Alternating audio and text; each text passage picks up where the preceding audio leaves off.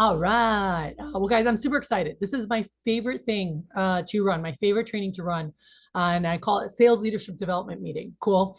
This was something, and basically, when I first started, my manager had spent a lot of time with me. You know, I wasn't getting the results that I wanted right out the gates. I had about $140 average order, about a 40% closing ratio. And I remember just getting amazing support from my district manager, John Hoffenberg, and my assistant manager staff, and just how they poured into me and worked with me on stuff. And so what I'm going to do today is I'm going to walk through some of these different, we're going to go through the major part of the business, okay? And just the different tips that I have for you guys in these different areas. Hey, Devon, and what I show you guys today, I mean, this is stuff that helped me my first summer be able to make $22,000 in 2.5 months as a 19-year-old. And, you know, that was game changing for me. That's almost what my mom made in a whole year, you know? And so it was pretty amazing to be able to earn that kind of money. And whether you are here because you are really looking to stack your resume, you know, and really be able to take advantage of all the different boosters that we have, consistency clubs, scholarships, grand days, internships, like all these things that can help you for your experience and to stand out on your resume for anything you go into, right? Because it's about helping you guys be more well-rounded. You know, if you're an engineer, like showing that you also have people skills, leadership skills, you know, you can lead teams, you can pitch ideas. And so for future clients, maybe you guys have a solution, right? That the company, the engineering company is coming up with, and you're able to present that to potential clients. And so things like that. And so having those skill sets is so valuable that you guys are getting a chance to gain here. And so there are, and we're going to walk through, I'm going to do as much as I can through here. But there are three main legs, and I'll have some subcategories between these, but we kind of call it the three-legged stool of the business. All right. And if you want to, you know, make a note, but there's three parts, and that is your recommendations. Those are your sales. And the phones. All right. Those are the three major components. And actually I learned the three-legged stool more with like the kitchen. They're like, in the kitchen, you've got your knives, your cookware, and your flatware are the three main parts. And then there's other, you know, obviously a bunch of other stuff. So as far as like the three main parts of our business, what are the things that impact and influence it, right? Like what are the things that really help you elevate the results that you're going to have? And that's what I'm excited to really dig in with you guys today. All right. And so we're going to start off with the number one, like the most important part of the recommendation of your business, which I just said it, which is your recommendations, because it's really the gas to your vehicle, right? You can be a phenomenal, like I've had reps that were phenomenal sales reps, high average order, you know, high closing at the gates. But the fact is, if they didn't get referrals, their business was done real quick. Cool. Because then they had no one else to see. So business done. And this is a huge lesson that, again, will serve you guys for a lifetime, definitely for your career, should you choose to, you know, incorporate this. But every single business, you're a law firm, you're an accountant, you know, we have solutions, EOS solutions for this, SaaS solutions for this, like all these different, it doesn't matter whether you're people facing, right? You're out of school, education, like whatever it is, being able to get great at referrals is important, because that's how you build your business, right? You want more students at your school. You want more patients at your clinic. You want more clients at your firm. You want more, whatever it is, or you're selling a product, right? And you want more, you know, people, customers that are going to buy your product, whatever it is. When you master the art of networking and getting referrals, it helps businesses grow. Cool. So if you're someone who is good at this, you bring so much value to the organization because you have the skill set. All right. And we're super excited to again, help you guys with that. So you can look at it. So in terms of recommendations, I'm curious, and anyone can unmute themselves. When you think about, you know, getting a lot of recommendations, what do you think impacts getting a lot of recommendations? Anybody? What do you feel impacts that? Rapport. Okay. Rapport. Whoever said rapport, why do you feel that that's important? Gives them a feeling of trust, and then that they want to help you as well because of you, not so much more of the product as well. Okay. Absolutely. So there's a trust factor. Okay. So if someone is going to hand you their credit card, or somebody is going to refer you out to like 30 people and introduce you to everyone and put their name right on the line when they're referring you as a great person or a great chiropractor or a great whatever, they need to like and trust you. You know, they need to be behind what you do. They need to like your philosophies, the way you do things, right? Different doctors might have different styles of things that they do. And so this is important that they build rapport, they get to know you, who you are, what you believe in, you know, like maybe you're someone, like how you treat things. Like I'm just thinking about my chiropractor, so incredible and holistic, and so to the core of like, okay, where does this cut? It's not just about let me crack your back, you know, it's like really digging into like what are the problems that are there. And so I love how she does things. And so guess what? I want to refer her to everybody because she's so stinking good. Right. And so that is something that makes a really big difference. And so I want to make sure that you guys, you know and understand that. Anything else that you feel impacts your, like when you guys are doing your presentation, anything else that you feel can impact the amount of referrals that you get? Anybody?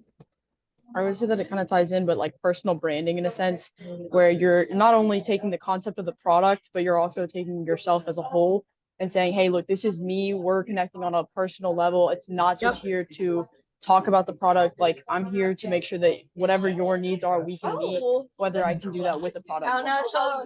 Cool. Yeah. And that goes with what Jordan was saying, right? Absolutely. And we're going to show you guys that. And so that's a huge thing. And I'm going to pull that up here in a minute, but let me pop this up here so you guys can see this. All right. I'm going to go ahead and share my screen. And there are 5 things with it within your appointment, just so you guys know. And this will, some of this stuff, the personal journey, which we're going to talk about, and like that translates big time in terms of establishing trust, right? The rapport, like this, where they like you, they trust you, they want to be a part of your journey. They rather support you than somebody else. You know, I remember going in 2006, I went to buy my first nice car. Okay. I was #1 in the company that year. I had a pretty beat up Honda Civic. It was two-tone because of the sun. And, you know, the president of our company literally called me and was like, Cathy, you need to go get a nice car, which I think that I was the culprit as to why they started the BMW and Tesla program for managers 10 years ago. Because they're like, you're a top manager for a $250 million company and you're driving that POS, like, let's upgrade you, you know. But back then we didn't have the car program like we do now. And my the president was like, you need to go get a good car, cat. I'm like, I don't know anything about, I don't want them to like take advantage of me. He's like, I'll be on the phone with you. Like literally I was on the phone with the vice, or he's president of Cutco, Amar Dubey.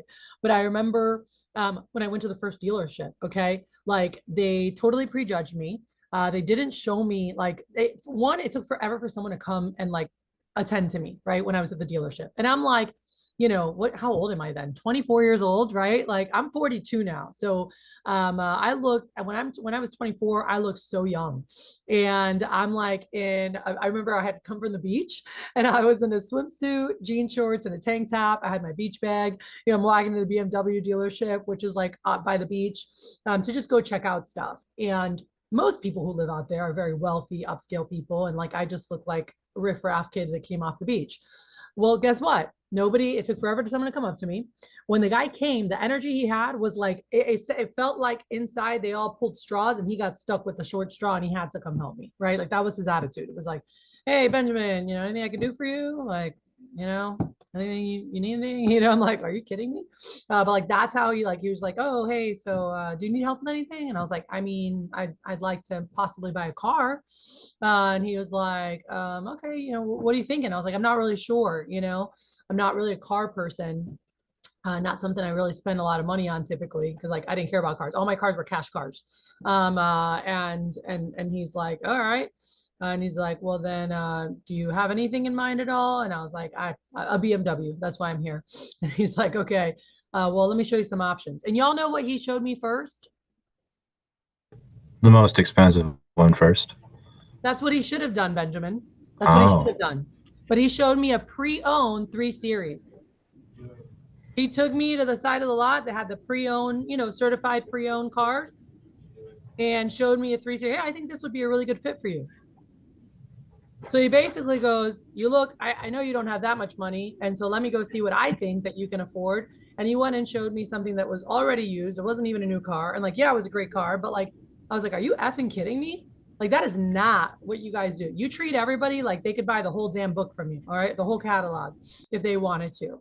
That's how you need to treat someone. Like, if even if they said to you on the phone, I'm not going to buy anything, or in person at church or wherever, oh, I'm not in the market for anything, you treat them like they said, I might need everything. Like, that's how you do the presentation and your excitement. You always start with the top option first and then you drop down. All right. It makes it more comfortable. That's part of sales psychology. So I'm like, this guy, either one, doesn't know how to sell, which I don't think that was a problem, or two, is completely prejudging me and doing a half-assed job and just trying to get out of serving me as quickly as possible. And you know what I said? I looked at him and I said, learn how to sell cars. I said, I'm out of here. And I left. And I went about 20 minutes west to Lighthouse Point, where there was another BMW dealership. And y'all, when I walked out of that car, like my car, immediately, and I was with a friend of mine, Randy, and Randy's like 6'4", big. I'm trying to think. I think he's Jamaican, but big dark dude, man. And we walk out of the car, and there's this old white man like yelling across the lot, and he's like, "Hey!" And he's like saying hi, like if it was a friend. Like, I literally thought it was somebody that I knew there. And I turn and I see this old little white guy walking over, and I look at Randy and I'm like, you know him? He goes, does it look like I know him? And we both start laughing. And the guy walks over and he's like, hey, how are you guys doing today? I'm Ron. And I'm like, oh, hey, Ron. And he said, how can I help you today? I said, oh, well, I'm looking for a car. And he's like, you're in good. He goes, you're in good, or I've got good news for you. He's like, I got cars. I was like, okay.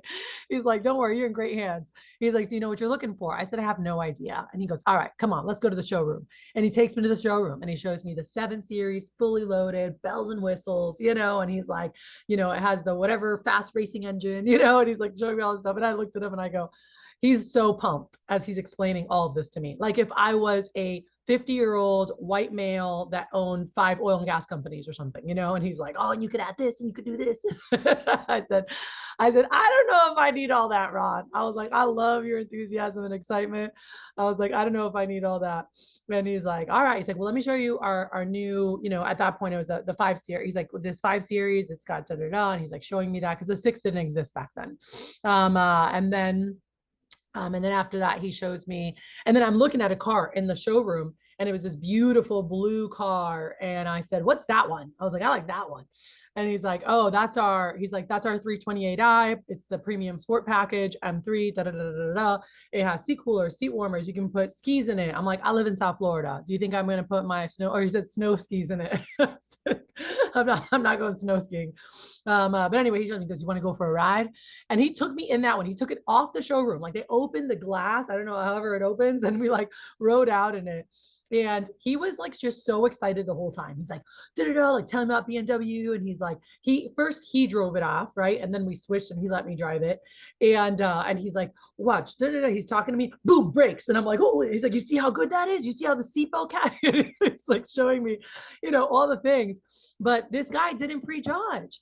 And we got back and he goes, all right, you ready to look at some numbers? And I was like, absolutely. And we're going through stuff. And when we got to like financing, and he's like, so, what do you, in terms of, down payment, do you have anything to put down? Do you want to trade in your car? I said, I can definitely trade in my car. I was like, for sure.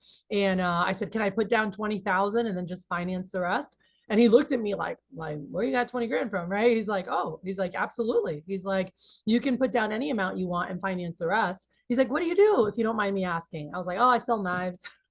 he starts laughing, and I was like, well, I teach people. And I said, have you heard of Cutco? And we laughed, and I'm like, I'm a sales trainer. I said, I actually started working with Cutco 4 years ago when I was in college, and rapidly advanced with the company. Absolutely love it. And then he's like, that's awesome. And I said, I run one of the top teams, in the country right now. And he's like, that's amazing. His next words out of his mouth, I bet you get prejudged a lot. Literally what he said. And so I said, yeah, we run one of the top teams in the country. And he's like, I bet you get prejudged a lot. I go, Ron, the only reason we are sitting here right now about to have a deal is because some dumbass over at Lighthouse Point BMW did not know how to sell cars, completely prejudged me, gave me horrible energy, was just trying to get done with his job. complete polar opposites than what you gave me. And I love you. I wasn't even planning on buying today, but like, I love you. I love what you're up to. And like, said, oh, when I was younger, like we just talked for a long time. I was with him for like an hour. And I said, I just think you're fantastic. I said, if I'm going to give somebody my business, I want it to be you. And he's like, well, I appreciate that. He's like, yeah, a lot of these young bucks, they don't get it. And da, da, da. And, he's like, some of these people come in here all flashy, and some of the wealthiest people, they don't show their wealth and they don't want to spend more than they need to because they rather invest that money. I'm like, yep. And so we were just chatting about stuff. And I share that story because like I experienced it when I was 24, and you don't want to be that person to anybody else. All right. You never know. But the fact is I bought that day because I liked that guy. Like he was awesome. And I was like, you know what? Give me a good deal, Ron. I'm like, what can you hook me up? What can you knock down? What do we got? And I remember calling Amar on the phone. I'm like, oh, hey, uncle. Like he told me to call him his uncle, our president. I'm like, hey, uncle, I'm here. I just want to do I need the tire package? He's like, nah. He's like, oh yeah, get that. Oh no, don't get the windshield. We're like going through as we were like doing the add-ons and stuff. But every time you show up to a customer, y'all, you got to treat them no matter what they said. They could have told you. I had a lady tell me on the phone 7 times she wasn't going to buy anything. She opened the door when I got to the demo. I just want to make sure to remind you, I can't get anything today. I'm like, I got it. I heard it on the phone. And she started laughing. And we sat down, but are you sure you got paid to do it? Because like, I can't get anything today. And I hate for you to waste your time. I could just sign your paper for you. And I said, ma'am, I said, I appreciate it. I said, I would not feel good about that. We do work on an honor system, and I wouldn't feel good about lying. I said, if you're okay, I'll do a quick version. I'd love to show you the products, and then hopefully you like me enough to introduce me to some nice friends. Cool. I get paid regardless whether you buy or not, but if it's okay with you, I'd love to just share real quick what I'm up to, and then show you the products. And she's like, all right. I spent 10 minutes on enrolling my customer, all right, on the goals portion. That's where I spend 10 minutes. And I just, I said, here's who I am, here's what I'm doing, da, da, da, da. And I went through that. And right when I finished, she's like, that's just awesome. She's like, all right, show me this stuff. And I said, hey, I know you weren't going to buy anything today. I said, just keep a lookout though, because if there are holiday gifts that you need to buy gifts for anyway, or weddings or birthdays or stuff that you're going to spend money on for gifts anyway, I'm like, I bet you're going to find something here that you like. And when you buy Cutco, like people are going to use it every day and they're going to have it forever. I'm like, they're literally going to love you forever. I'm like, they're always going to use it. I was like, and so not only are you getting a phenomenal product, but it helps me out a ton too. And she was like, you got it. All right. Are you doing that? Like that was something, I think, Sakavia, and I told you a version of this, but this was something that I remember when I met with my manager, with John, when I started, one of the things that I always used to get, and I would have all these no sales because I would say, oh, they weren't in the market for knives, or like they weren't planning on buying today, or they did it just to help me out. I can't tell you how many times I said that my first week. I'm like, oh, well, they just did it to help me out. And John's like, everybody's doing it to help you out, Cathy. I was like, okay. And he sat down with me and he goes, here's the deal. When you call them on the phone, what did you tell them? Hey, I started a new job with Cutco. Part of my training, I have to do some initial appointments. I'm doing it for the training. You have to get anything, da, da, da, right? So they're like, oh, sure, I'll let you practice with me, right? They're not planning on buying anything.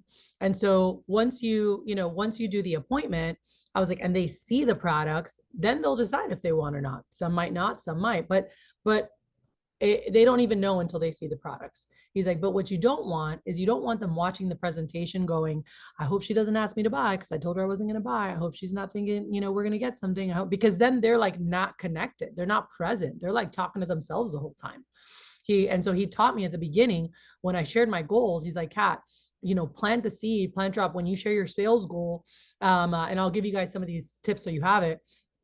He's like, when you share some of your sales goals, say to them like, oh, so my goal is to sell $10,000 this fall and get my President's Club letter. It's a hand signed letter from the president of our company saying that I'm amazing and like anyone should accept me to like their grad programs, internships, jobs. So I'm really excited to have that on my resume because that's a hand signed letter from president of a $250 million company, right? And I'm like, and so Miss Susie, I'm going to be working really hard for that this fall. I'm like, actually, if you want to just write me a check for $10,000, that would be amazing because then I'll definitely hit it, and you just look at them and smile and they always laugh. And I'm like, I'm just kidding, Miss Susie. I'm like, but keep a lookout. I'm like, this stuff is way too, I'm like, I'm assuming you didn't put away a couple grand waiting for the knife girl to come by or for the knife girl to call you, right? Whichever way I said it. But I was like, I'm assuming you didn't put away a couple grand waiting for the knife girl. I'm like, and by the way, this stuff is way too expensive for you to buy just to be nice. I'm like, but I do want to show you why so many people invest in Cutco. Like Miss Sandra from my church, she's actually had her Cutco since 1952. Barbara Bourgeois, she works in my youth group. She's had her Cutco since 1976. My best friend's parents have had them over 50 years. My grandma's actually had them since 1949. And if you guys don't know people, I can give you people from our office. You say, hey, Mr. Johnny that works in my office, his dad has had it for over 60 years. They were actually his grandfathers, and it's just so cool to meet people that have it. I'm like, so again, product phenomenal. I'm like, I'll go through real quick and show you prices. I'm like, it's an investment, that's for sure. But it's an investment people make once, use every day, and have forever. And okay. And it's just like, you're just planting those sales seeds, and I said, but like I said on the phone, I do get paid just to do it. So no pressure. Cool. And then when I showed them the sponsorship, I'm like, and then this has nothing to do with sales. And so I'll tell you about that later. And they're like, oh, okay. I'm like, it's a free way you can help me out, just like Julie, for introducing me to nice people, just like Julie introduced me to you. And so I'll show you how the sponsorship works at the end. Right. And so they know that. They're like, all right, cool. So now, like they're watching the presentation going, okay, she remembers that I said I wasn't going to buy anything. Right. But like, let me see if I see something. Cause y'all, the fact is the season we're going into right now, like you could not be here at a better time. November and December, people are shopping. Yes or no? Anyone going to fight me on that? Like it is holiday time. Everyone is going to buy gifts for somebody, and year round there's weddings, there are birthdays, there are anniversaries, there's gifts to be given, Mother's Day, Father's Day, all these things, kids moving into college. Like I always like to bring up ideas because it's funds they're going to spend anyway. And all I'm saying is they can reallocate these funds, right? Without actually saying that, but like, that's what I want them thinking about. It's not new money. It's like, oh, instead of buying this at the mall, they could get them Cutco and they're actually going to use it every day and have it forever. Cool. So when I remember the next demo, when I did that, I was like, oh, Miss Susie, by the way, my goal is to sell $25,000 a semester so I can win a scholarship. And so I'm working really hard towards that. Like I said on the phone, you don't have to get anything. I do get paid just to do it. I'm like, but keep a lookout.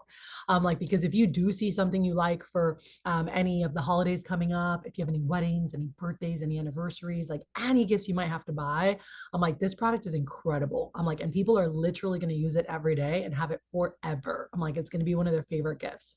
And so not only are you getting a phenomenal product, but it helps me out a ton too. I'm like, but I'm assuming you didn't put away a couple grand waiting for the knife girl to come by. I'm like, this stuff is an investment. I was like, it's not cheap.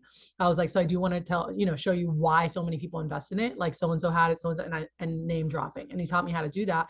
And I remember my customer going, oh, okay. All right. Well then perfect. Yeah, no, we're not planning on buying anything, but yeah, let's see. But now they're watching the presentation going, let me see if I see something I need, versus I hope they don't ask me to buy. Do you guys see the difference in energy there? And I felt it. Like I felt the difference when I was on my demos. I was like, oh, wow, this was so helpful. And so now they're watching. So this lady that I told you guys about, that told me on the phone 7 times she wasn't going to buy, that told me when I got there, that told me when we sat at the table, I just want to make sure. And then she said, okay, go ahead, do it.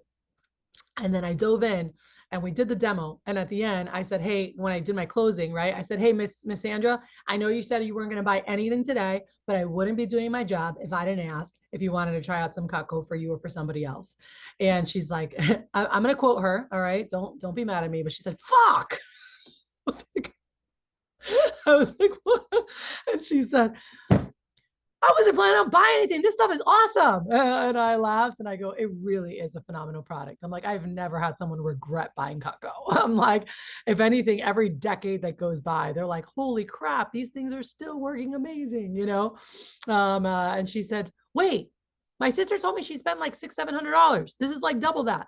And I go, well, she got a smaller set. She's like, well, why the hell didn't she buy the homemaker? I was like, I don't know. You call her. And she's like, well, I want the homemaker. And she's like, oh, all right, show me what else. And I said, let me show you the accessory. But it was so funny. And she ended up buying, guys, almost $2,000. She bought a homemaker and she bought a bunch of gifts that she needed. All right. And she gave me 30 referrals. And I share that because it doesn't matter how many times someone tells you they aren't going to buy anything. If they said they weren't going to buy, all right, if they didn't buy, they fell into the 4 out of 10 that don't buy. If they bought, they fell into the 6 out of 10 that are like the statistics are the statistics. Whether someone buys or not, is one, do they trust? Do they like you? Are you someone they want to do business with, right? Are they comfortable doing business with you? Two, is the product actually like useful? Like, will they use it, or is it like a waste of money, right? Is it worth it, right? Like, or am I overpaying for something or whatever? Like, is this a good investment, right? And then can I do it right now? And they'll look at that. And if they can't do all of it right now, everybody can buy Cutco using our Easy Pay, because even on $1,000 order, y'all, that's $200 today, or $250. Let's call it with taxes, all the things. Like, let's say it's 230, 240. Well, guys, that's $60 a week. Okay, and $60 a week, we spend that randomly, we're like, oh, let's go grab a quick drink, or happy hour. And like, that's gone or more, or $120, or even at Whataburger now, I feel like we spent almost 50 something dollars the other day between three of us, but people spend that. And so when you look at $60, $50 to $60 a week, that's $25 to $30 each for the husband and wife. And people spend that at Starbucks, people spend that on cigarettes, people spend that like just randomly, So just know that it's not whether they can afford it or not if they work full time. It's whether they feel it's worth it or not, and whether they're excited about it. Okay. And so we're going to hit that hard as we go through prices and stuff later, because my goal is that by the end of today, all right, this is my goal for you. And let me go ahead and share here. So y'all have this. All right. But my goal is that, oh no, I didn't want to do that. Just kidding. Sorry, guys. There we go. I wanted this. So my goal for you guys here today is that when you like how to sell $2,500 or more per week. Cool. That's what my manager taught me to do. I'm very grateful. And I was able to do that every single week. I actually sold over $3,000 for 10 weeks in a row after he like taught me all this stuff and I was integrating it. Okay. And that was during the summer. Now, during the school year, my goal was to always be over 1,000 no matter what. Why the difference? The amount of demos. In the summer, I had more availability. In the school year, I could only do 5 to 7 appointments a week. And so I know if I completed 5, I would typically sell on 3. And if I sold on 3, I was going to sell $1,200 to $1,600 typically, sometimes more, sometimes just right over 1,000, but 16 Saturdays in a row during school, over $1,000 every single week. And so we'll talk about that later, but like, can you set a goal for yourself that you work towards? I was committed in the summer to complete 20 appointments a week. Well, if I did 20 appointments, I was going to have typically 10 or 12 sales. 12 sales times $500 is $6,000 in sales. You guys with me? So it's pretty easy, like once you've got this stuff down. But what I'm showing you guys right here, literally how to sell $2,500 a week. On the top corner, you guys see this right here. Like these are the average orders. Like this is, I mean, I screenshotted this. I don't know today's. This was a couple months ago. When I ran the last SLDM, I screenshotted it that morning, but the orders, it should be somewhere around $400 or more, right? If you guys look right now, and so Cathy, I don't know if you want to look it up, but like the national average order, the regional, the divisional, and yours. And so 10 orders per week, right? Which most students can't do that during school, and that's totally fine. You can cut it in half. That's still $1,250 a week, right? You're going to be on the newsletter over 1,000. But 5, for a student, 5 orders a week with a $250 average order, boom, that's $1,200. All right. $1,250. And so this is what you need to do this. You got to have your orders. All you need is a $250 average order, and averages are much higher than that. Recommendation approach has to be memorized word for word, because that is what's going to keep your business going. And your close has to be mastered word for word, and you need to be able to crush the phones. Cool. So that's what we're going to focus on here. So first things first. All right, let's dive into recommendations. So we talked about the first thing. You got to enroll your customer into your personal journey. I'm going to show you guys an example of that in just a second. I actually have a video where I walk through how to share impactful goals in 10 minutes or less, but they have to be tied into you. Who are you?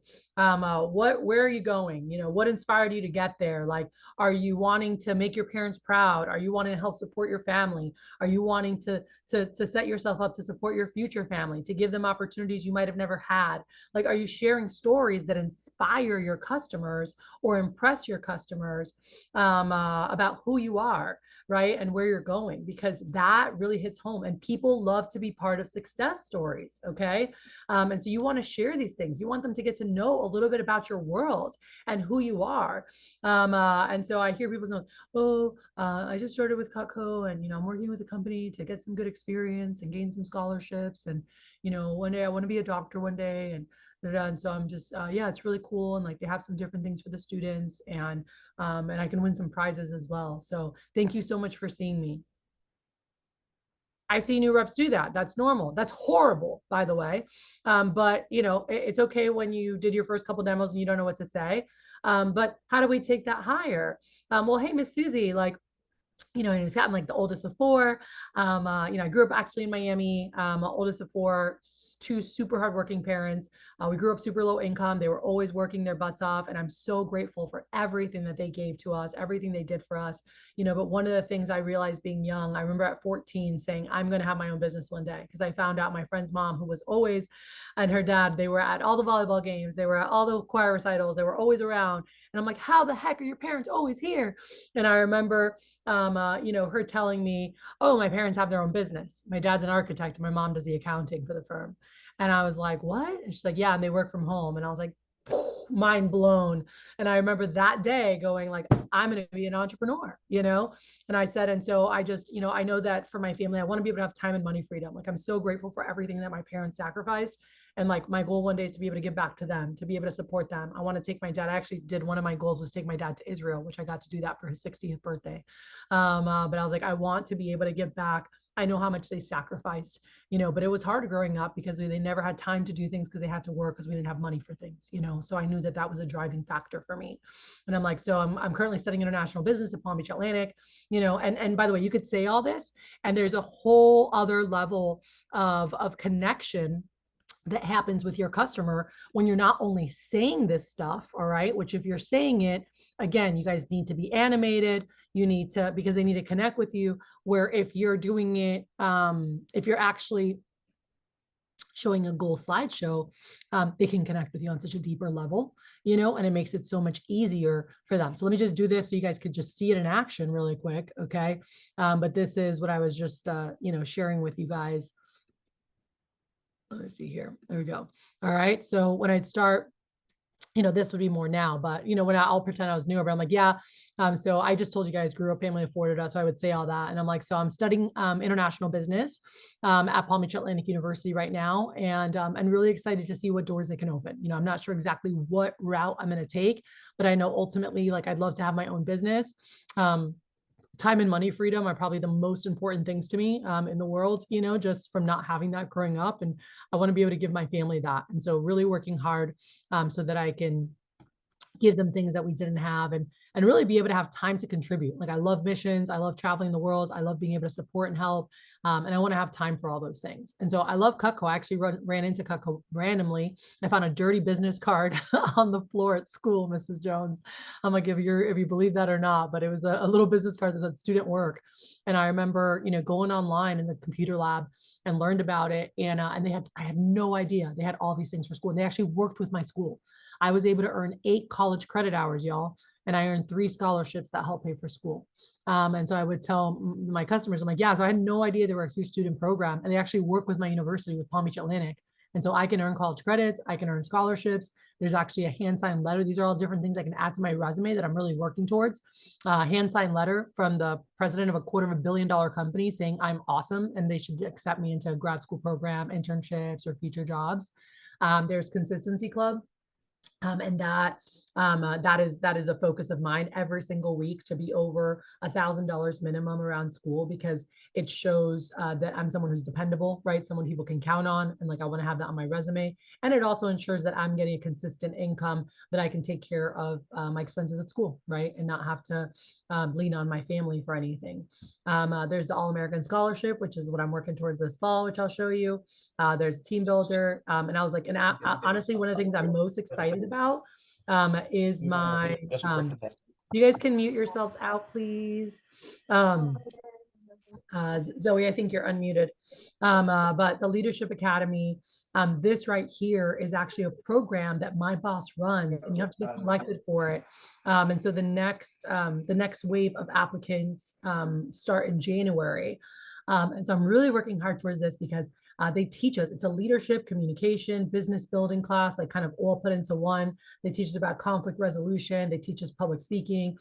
They teach us about mindset, planning, abundance, like a lot of the stuff that you don't learn in school, and foundations of budgeting and wealth building.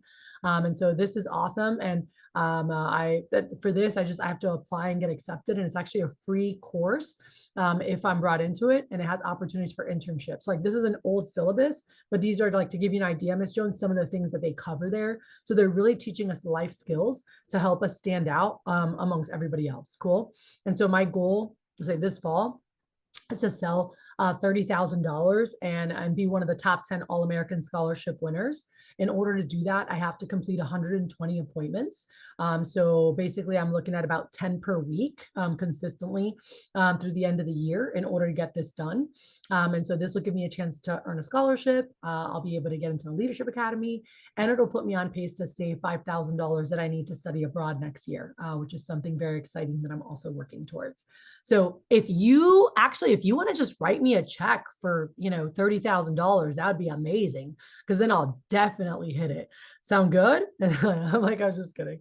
I'm like, but keep a lookout, in case you see something you like. I'm like, this stuff is way too expensive to buy just to be nice. It's not Girl Scout cookies. I'm like, it's definitely an investment. I was like, but people love this stuff. Like my grandma has had it actually since 1957. Lady in my church, Barbara Joff, in my youth group, had it from 1976. Her mom had him, Elaine Anthony had him from 1952. My youth pastor, Coach V, sold Cutco in the 80s. He paid his way through Liberty University in Virginia doing it. And so like I've just bumped into a lot of people that like either own Cutco or did it.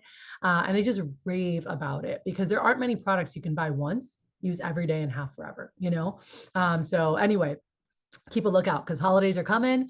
If you see anything you might want to give for gifts or for weddings or birthdays, I'm going to make sure you get the best deals. And not only are you getting the best product, but obviously it helps me a ton for my scholarship. Cool. So that is based on sales. And then these are some of the different things happening right now. That's from the summer. And then I always had my sponsorship next. So this one's a little bit out of order. I'm like, and then I have my sponsorship, and this actually is a free way to help. This has nothing to do with sales. Cool. This is just for introducing me to nice people, just like Miss Claudia introduced me to you. And so I'll tell you how the sponsorship works at the end, but just know that this is the most important part. And so hopefully you like me and we have enough fun that you're able to introduce me to nice people, And if you do end up purchasing something, know that our company does so much to give back corporately, but also my office actually helped build this clinic in Haiti to provide medical support after a big earthquake about a decade ago that tore down the hospital. And it's one of the top medical clinics actually in the whole Caribbean. So it was built by Cutco reps and Cutco customers. We constantly raise funds for this. And my office actually every month gives a percentage of what we have to the clinic. So by purchasing also, you're going to be helping people down there, get medical attention because it is free for the people who get the services down there. And then if you wanted to donate on your own ever, the information's there on the bottom, and we can talk about it at the end, but it's angelwingsinternational.org. It's a nonprofit, it's a tax write-off, and it's going to a great cause. There's donors that cover all the admin. So anything you donate, is going to help the people. So that's something super cool as well. And like I said, I'll share that more later. My goal is to sell in all 50 states. So we'll think about that at the end. Any nice people that might not live here, because I actually don't have territory restrictions. So that's something really cool too. But thank you again so much for just taking time for me. Like I know there's like 10,000 other things you probably could be doing right now. And I'm just so grateful that you took time to help me as I'm working so hard for this goal. And they're like, of course, honey, and we go. So like that was me, right? Everybody's different. I could sit here and give you 5 other examples of different people. I don't have time right now, but just knowing like you ought to talk about you. When Jay was in school, I'll give you 2 super fast examples. I'm not going to do his whole pitch, but just the beginning, when he would talk to me, he's like, hey, I'm actually, going to go to A&M to study construction science. My goal is to take over the family business, Vaughn Construction. My father will not let me touch anything. I'm 18 years old and he doesn't trust me with much. And so I want to show him that I can run a business. I want to show him that I can help network and I can help with clients and just like give him the confidence to give me a little bit more responsibility responsibility in the company, you know? And he's like, and I feel like if I'm one of the top people and I get to do this internship with a $250 million company, then he'll feel more comfortable, you know, opening the doors for me more. And by the way, guys, that's exactly what happened. After he worked with us one summer, his dad was so impressed, and all his clients were talking to his dad going, oh my God, Jay was so amazing. Like how professional, he did so good in his presentation. You know, like everyone was raving about him. And his dad's like, all right, you know what? Let's see what you can do here. And he got him more involved. And that's something that he's going to be taking over. His grandfather started that business. Cool. And so people were like, that's amazing. And they're excited to help him in that journey. And at the end, when he's getting referrals, they're like, heck yeah. Like, who can we introduce you to that's super nice? Right. And like, and we're going to talk about that part in a minute. Ale Tomasino, when she met with people, she's like, Miss Jones, a lot of people, you know, so currently I'm a student at Marquette University. I'm studying dentistry. A lot of people ask me like why I'm doing this and not like shadowing a dentist. And the fact is that my dream is to actually have my own practice one day. I want to have my own dental office, you know? And so in my major and at school, I'm learning everything about how to be a great dentist, but I'm not learning how to run a great business. So I could either take another major or I can learn these skills here with this company while making some great income and growing myself. So I'm really excited about it. So the company gives a lot of things for student, you know, then she kept going, but that was like when she started, right? So the more you can share with your customer something with like, wow, like how is this? Basically, it's who you are, where you're going, and how Cutco can get you there stronger, faster, or more equipped. Cool. And so for some, it's more the finances, for some, it's more the experience, for more, some it's the combination, but being able to share that. And I have a video, I'm going to give you guys some great resources when we're done here that you guys can then follow up and look at. That'll help you guys elevate your business. Cool. So super excited for that. So let me go back to here. So as far as, so that's the first thing is, are you actually, you know, enrolling your customers? You know, do they know about you?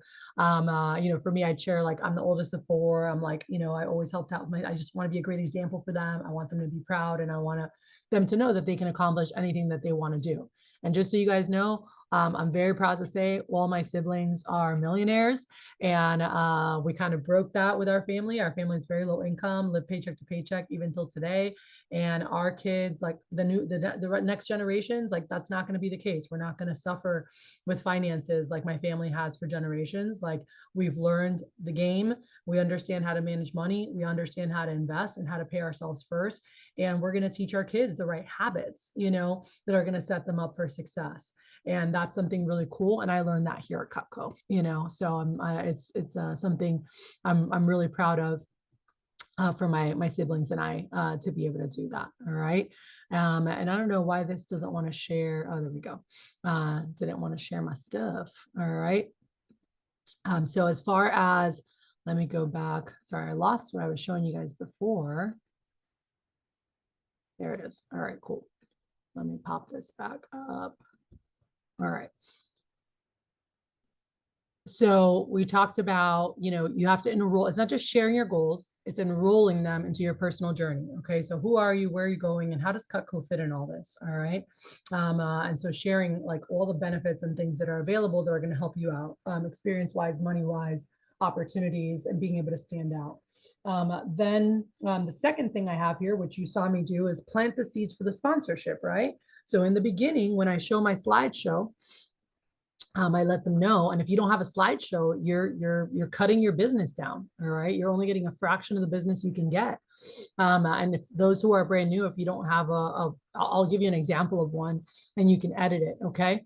But it is a great visual representation when you're doing demos. All right. So with the sponsorship, when I go through my goals, I'm like, oh, Miss Julie. And by the way, and then this is a free way to help. I'm like, so, you know, like I said, you don't have to get anything. I'm like, but keep a lookout. Because if you do see something, like we're going to make sure you get hooked up. Cool. And then this is my sponsorship. My sponsorship has nothing to do with sales. It's just for introducing me to nice people like Julie introduced me to you. I'm like, my goal is you like me enough to share me with everyone you know. I'm like, but I'll share how that works later and how you can support me with that. But thank you again so much for just taking time out for me. Cool. Now we do the demo. So we went through step 1, step 2, and now we do the demo. Cool. Now the demo finishes. At the end of the demo, Benjamin, Devon, what do you think your customer is thinking about when you finish the demo? The sponsorship? For the content you just showed them. Exactly. Thank you, Devon. What they're thinking about is what you just showed them, which is what? Products. That's what we've been talking about. Do you want to buy knives, right? That's what they're thinking about, is buying knives. And so when you go into referrals, if we don't, and this was something I had to learn, if you don't take them off the product and back on to how they help you, you are going to get a fraction of the referrals you could get. Cool. You will never get 20, 30, 40, 50, or 100 recommendations like our top people do consistently. You will never get that if they're thinking about who's going to buy Cutco. Did everyone hear me? If they're thinking about who's going to buy Cutco, which is what they're thinking at the end, okay, because you just spent, 30 minutes talking about these awesome products. And so that is what they're thinking about is, okay, who would buy this stuff, right? And so if they bought, they're like, oh, who else is going to buy? If they didn't buy, they're like, oh man, who do I know who would buy? Because I don't want to waste their time or make them feel bad. Because if they didn't buy, who here's had a no sale before? I have, I'm assuming everybody has. All right. Who here's had a no sale? And when you have the no sale, they apologize. Oh, I'm so sorry I couldn't get anything today. Oh, I'm so sorry I couldn't help you more. Raise your hand if you had someone apologize with a no sale, right? Happens all the time. Well, guess what? They feel bad, right? They feel bad they couldn't buy. They feel bad they couldn't help you. If they feel bad, do you really think they're going to recommend you to their friends that they think won't buy? Of course not. Why would they want their friends to feel bad? Everyone see that? Everyone hear that? So psychologically, why the hell would I recommend you to my friend that I think will not buy so that she can feel bad too? No. So what did I learn? So this was something that I actually learned this from one of the top Cutco sales professionals. My manager had told me it, but I didn't like visualize it until I saw them do their recommendations approach. And I was like, oh my gosh.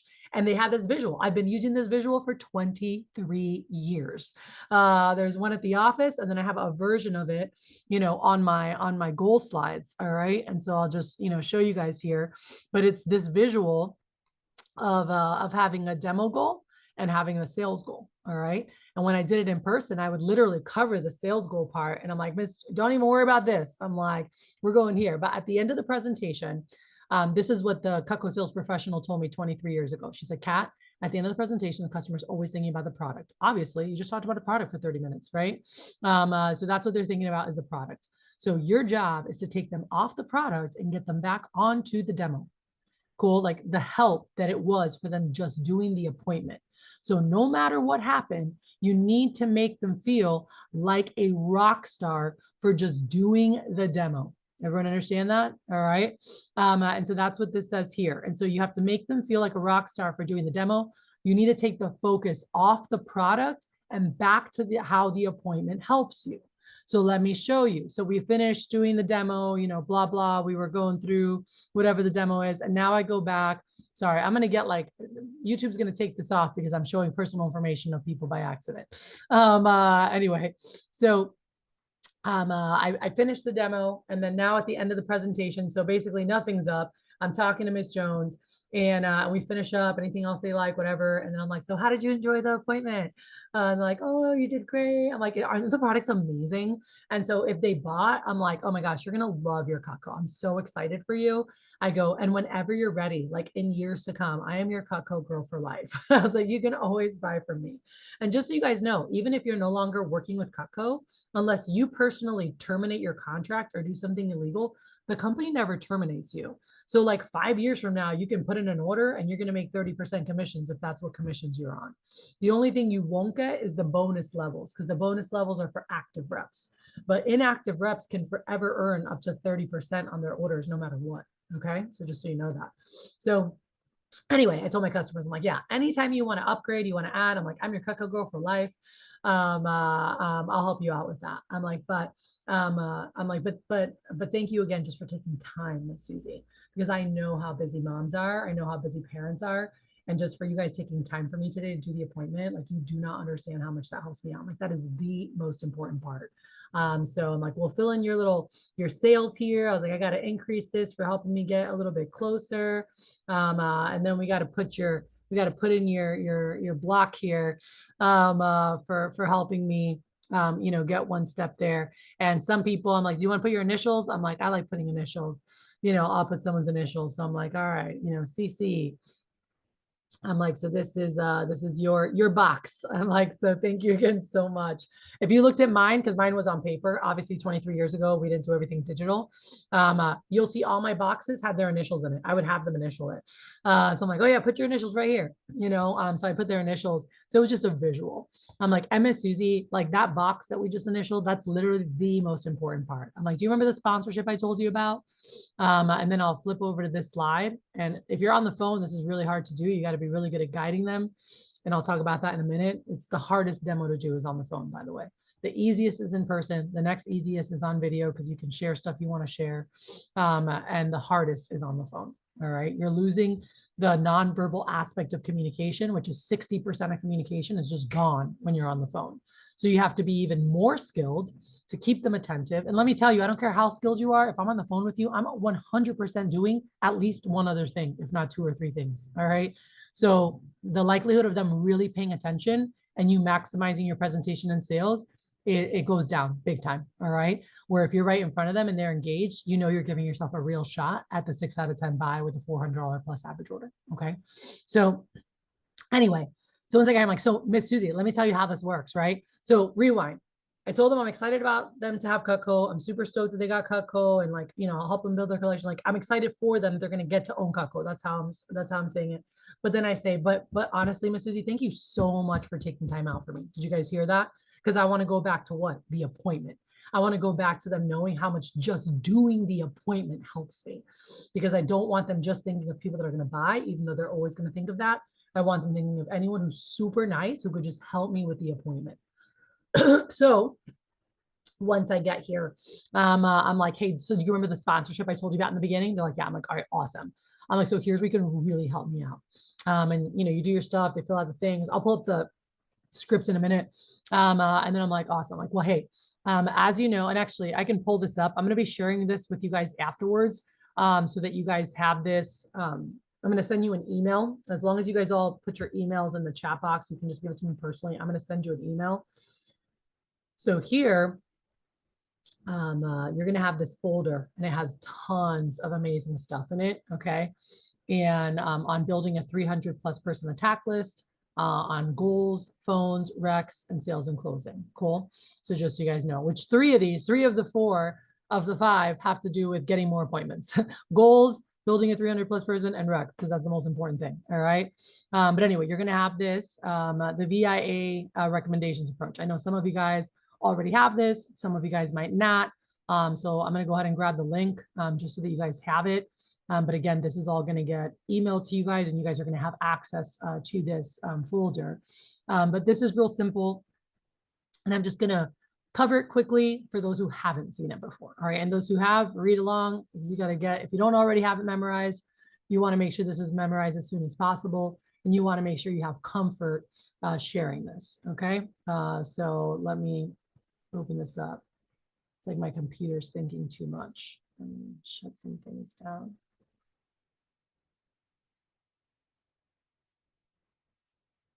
All right. So this right here. So, hey, how'd you like my demo? Miss Susie and Benjamin, they're like, oh, you did great. I'm like, I just want to say thank you so much, right? That's to make them feel like a rock star. I'm like, thank you so much for just doing the demo. I'm like, I know there's so many other things you could be doing right now. I just want to thank you so much for just taking time. Every appointment I do helps me get one step closer to my goal. And I would always share with them. I'm like, and if I do those 10 appointments a week, Miss Susie, I'm going to win that scholarship. And they're like, okay. I'm like, so go ahead and pull out the cell phone so you can answer that question real quick. Let me know when you're done and then I can explain to you how it works. And then they finish and I'm like, all right, so do you remember that $150 sponsorship I was telling you about earlier? I'm like, yeah, go ahead and look at slide 11. So I'm saying this, for instance, Sakavion and anyone doing phones, usually they'll email their slideshow to the customer, right? So that they have it handy. Now you don't need to email anymore. If you're on Zoom, you can just share your screen, your slideshow, and then take it off and just keep chatting like normal, right? And you don't have to share anything of the demo, guys. You're just sharing the slideshow. That's it. The rest of the time, you're just on camera so they see your face and you can use the nonverbals. And you're just reading your script and you're controlling the presentation. And on their screen, on their computer, they're seeing, what they're supposed to see. Cool. So anyway, so I say, yeah. So do you remember how that $150 sponsorship? And I'm like, look at slide, and I take them to that slide, right? And so we're there. I'm like, awesome. I'm like, well, hey, here's where you can really help me out. So I get paid every time I show Cutco, and I can only show people I've been personally recommended to. So I'm really working hard to keep my schedule full so I can hit my goals. So what I need you to do is just go through your contacts real quick and jot down the first like 300 names that come to mind. They like always laugh or they'll look at you. One time I had a lady go, oh, do I have to write it? Is it okay if I just print it out? I have it all in my computer. She like literally printed out a list of like 200 something people. That was pretty cool. All right. But it's actually meant to be a joke. But the fact is, everybody knows hundreds of people. Like, look at your phone, look at Facebook, look at everything. Like, people are connected, right? Whether they talk to them every day or not, they have them. So I was like, yeah. So, and my manager told me to say it almost like you're saying 2 to 3. Like, it sounds like that, but then it's not. So he's like, oh, so what I need you to do is just go through your contacts and jot down the first like 2 to 300 people that come to mind. And they're like, are you kidding? Are you joking? Or if they don't say anything, if they're like, okay, then do not say it's a joke. But most people are like, what? I'm like, no, I'm just kidding. I'm like 20 or 30 is fine. And actually, the app that you downloaded is designed to be a huge time saver for the both of us. Cool. It allows you to actually send me introductions straight through the app. So anyone you recommend automatically syncs with my phone. That way you don't have to take time to type them all out in an email or anything like that. Cool. So it's much easier. And by the way, I can only see the contacts you send me. All right. So on the bottom of the screen, do you see the share button right now in the app? Like, yeah, I'm like, okay, hit okay to share contacts. All right. And then now you can select the 200 to 300 people you wanted to send me. Okay. And I'm like, okay. I'm like, and on this part, Miss Susie, honestly, check off everyone that you think might just be nice enough to see me. Because like I showed you before, and I always used to flip back to this page, but I'm like, every appointment helps me get a step closer. And my goal is to fill in all of these boxes. Like, that is my number one goal. I'm like, so if they're super sweet like you, I would love to meet them. All right. And so here's how the sponsorship works. And so this is up the whole time they're seeing it.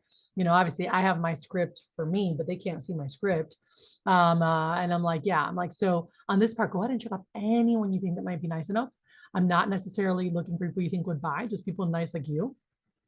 And it's okay if they live out of the state, because I can do appointments online and we don't have territory restrictions. All right. And that's another thing, y'all. A lot of sales, like any kind of sales, they usually have territories. So they don't think about introducing you, Benjamin, to their best friend who lives in New York, because that's a different territory. So you want to make sure they know, like, oh, I can actually do appointments with anyone in the US. They're like, oh, I'm like, yeah. So if you have great friends or family members that are outside Texas or outside Houston, I can definitely do appointments with them too. Like, oh, okay. And that opens up more doors. Okay. So anyway, Miss Susie, here's how the sponsorship works. All right. And Devon, go ahead and read this out loud, because I'm losing my voice right now. Go ahead and read this here. Got it. And here's how the sponsorship works. Every 50 sponsors I get, the company gives me $150 worth of Cutco that I can use to pay for books and whatnot at school. Every 10 names someone submits gives me a sponsor. So if you submit 100 names, you would be a 10-time sponsor, 50 names for a 5-time sponsor, 20 names, 2-time sponsor. And even if you only get to 10, you still become a sponsor. And again, when I get all 50 sponsors, I get the $150 award. Beautiful delivery of that, by the way. That was perfect. That's exactly what you want to do. Here's the one ad, which is not on here. Name drop. Cool. So here's what I say. Oh, so let's say if you submit 100 names, like my friend, and I'm going to give you some examples right now, like my friend Johnny's customer did, you would be a 10-time sponsor. If you submit 50 names, like my friend Naomi, her customer gave her actually like 60. She was a 6-time sponsor. Let's say you got to 20, like you see on the like 30, like Armando and Cheryl, you'd be a 3-time sponsor. Julian Hiroki gave over 20, so they're a 2-time sponsor. But even if you only gave 10, like Miss Claudia, you'd still be a sponsor. And when I get all 50 sponsors, I get the $150 award. Everyone got that? Name drop. All right. So having examples to point to, even if they're not your own, you can do that at first. You don't have to say, this person gave me this. No, you're just saying, hey, if you put down 40 names like Miss Sandra had done, or Miss Sandra did for my friend, it would be a 4-time sponsor. You got to 30, like so-and-so, you'd have this. And then eventually you're going to start having your own. That's what Johnny did when he started. And then he got a 6-time sponsor. Then he got an 8-time sponsor. Then he got a 4-time sponsor. Then he got a 10-time sponsor. I think 12 times. They gave her 120. They gave him 120 referrals, right? And so you will never, ever get those type of numbers if they're thinking about who will buy. Everyone got that again? All right. I can't say that enough. The only way that you're ever going to get that amount of referrals is if they're tied into who you are and they're excited and they know that no matter what, if their friend does the appointment with you, it's going to help you. And if they really know that and they really feel that, they're going to refer you to more people because they want you to hit your goals. Does that make sense to everybody? All right. So that's why it's so important. This slideshow, like I am so passionate about enrolling customers because there is nothing in your presentation, there's nothing in your business that you can do that impacts more areas of your business. Nothing. All right. So I want to make sure that you guys really understand this and that you're really able to take advantage of the psychology and the power of this. All right. So let's say at the end of the presentation, you have someone, Zach, that didn't buy. All right. So we finished the presentation. They didn't buy anything. All right. And so of course they feel bad, you know, so we want to make it so hey, you know, this would be what I would do. Like, oh, so Miss Isabella, Zach, thank you guys so much. I'm like, how did you like the presentation? Oh, it was great, honey. I love it. I'm so sorry we couldn't buy right now, you know, whatever they say. And I'm like, honestly, I go, do not worry about that. I'm like, do you remember how I showed you earlier? When I showed you my goals for the fall, I'm like, my goal is to do right now to be completing. And for me in the fall, it was 7. I'm like 7 appointments a week, no matter what, every single week around classes. And if I can get to 10, awesome. I was like, thank you so much for helping me get one step closer to that goal. I'm like filling this out right here. This is the most important part of my presentation is just getting the appointments. I was like, Miss Susie, I get paid $25 every time I just do an appointment. So it doesn't even matter if somebody buys or not. And they're like, really? I'm like, yeah. I'm like, but I'm like, oh, download. And then I tell them to like grab the, you know, fill out their stuff. And they do that. And then let me know when you're done. I'm like, all right. I'm like, so do you remember the $150 sponsorship I spoke about earlier when we started in the beginning? And they're like, oh, yeah. And I just tell them, hey, go to slide 15 or whatever slide you have it on. And I have that slide up and I'm like, all right, beautiful. I'm like, so, you know, one more super important part. I'm like, this is the most important place where you can help me out. And guys, your enthusiasm has to go up. What happens naturally, and this happened to me when I was new, is when you have a no sale, you're down. Okay. And you can't ask for Rex down. You're killing your business and they can't feel you down. If they don't buy, they didn't buy. Sucks for them. I feel bad that they didn't buy and I can't wait till they're ready to in the future. Right. And so if they don't buy, I'm like, hey, no worries, Miss Susie. At least now you know Cutco. And when you are ready, you know who to call. Cool. I was like, but honestly, just thank you for taking time for me. I'm like, because that is the most important thing. I'm so grateful for you taking time out for me. And I'm like, you know, and then I, you know, do this whole thing. And I'm like, yeah, I'm like, and I show them the appointment. I'm like, if I just get these appointments done, I'm going to hit my goal. I'm like, but anyway, go ahead and grab your cell phone real quick. Answer the question. I'm like, don't make me sound, you know, and I have them do that. And I'm like, so do you remember the sponsorship that I mentioned earlier, the free way to help? And they're like, oh yeah. I'm like, yeah, go to slide blank or I pull it up. And I'm like, yeah, I'm like, this one's free. We're good. And I'm like, and it's literally the most impactful. So I get paid every time I show Cutco, and I can only show people I've been personally recommended to.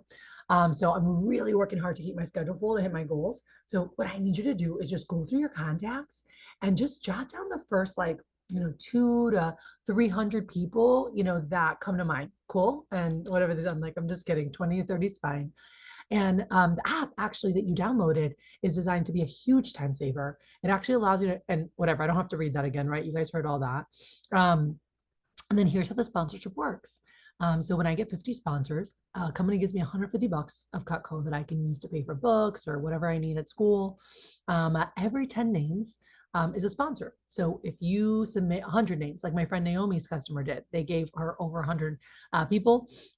She got a 10-time sponsor, right? My buddy Johnny got 120. He had a 12-time sponsor. Let's say you submitted 50, you'd be a 5-time sponsor. 30, like you see there, Armando and Cheryl, they'd be a 3 times. You get the flow, you know, Julie and Hiroki were a 2-time because they gave over 20. And then even if you only get to 10, like Miss Claudia, you still become a sponsor.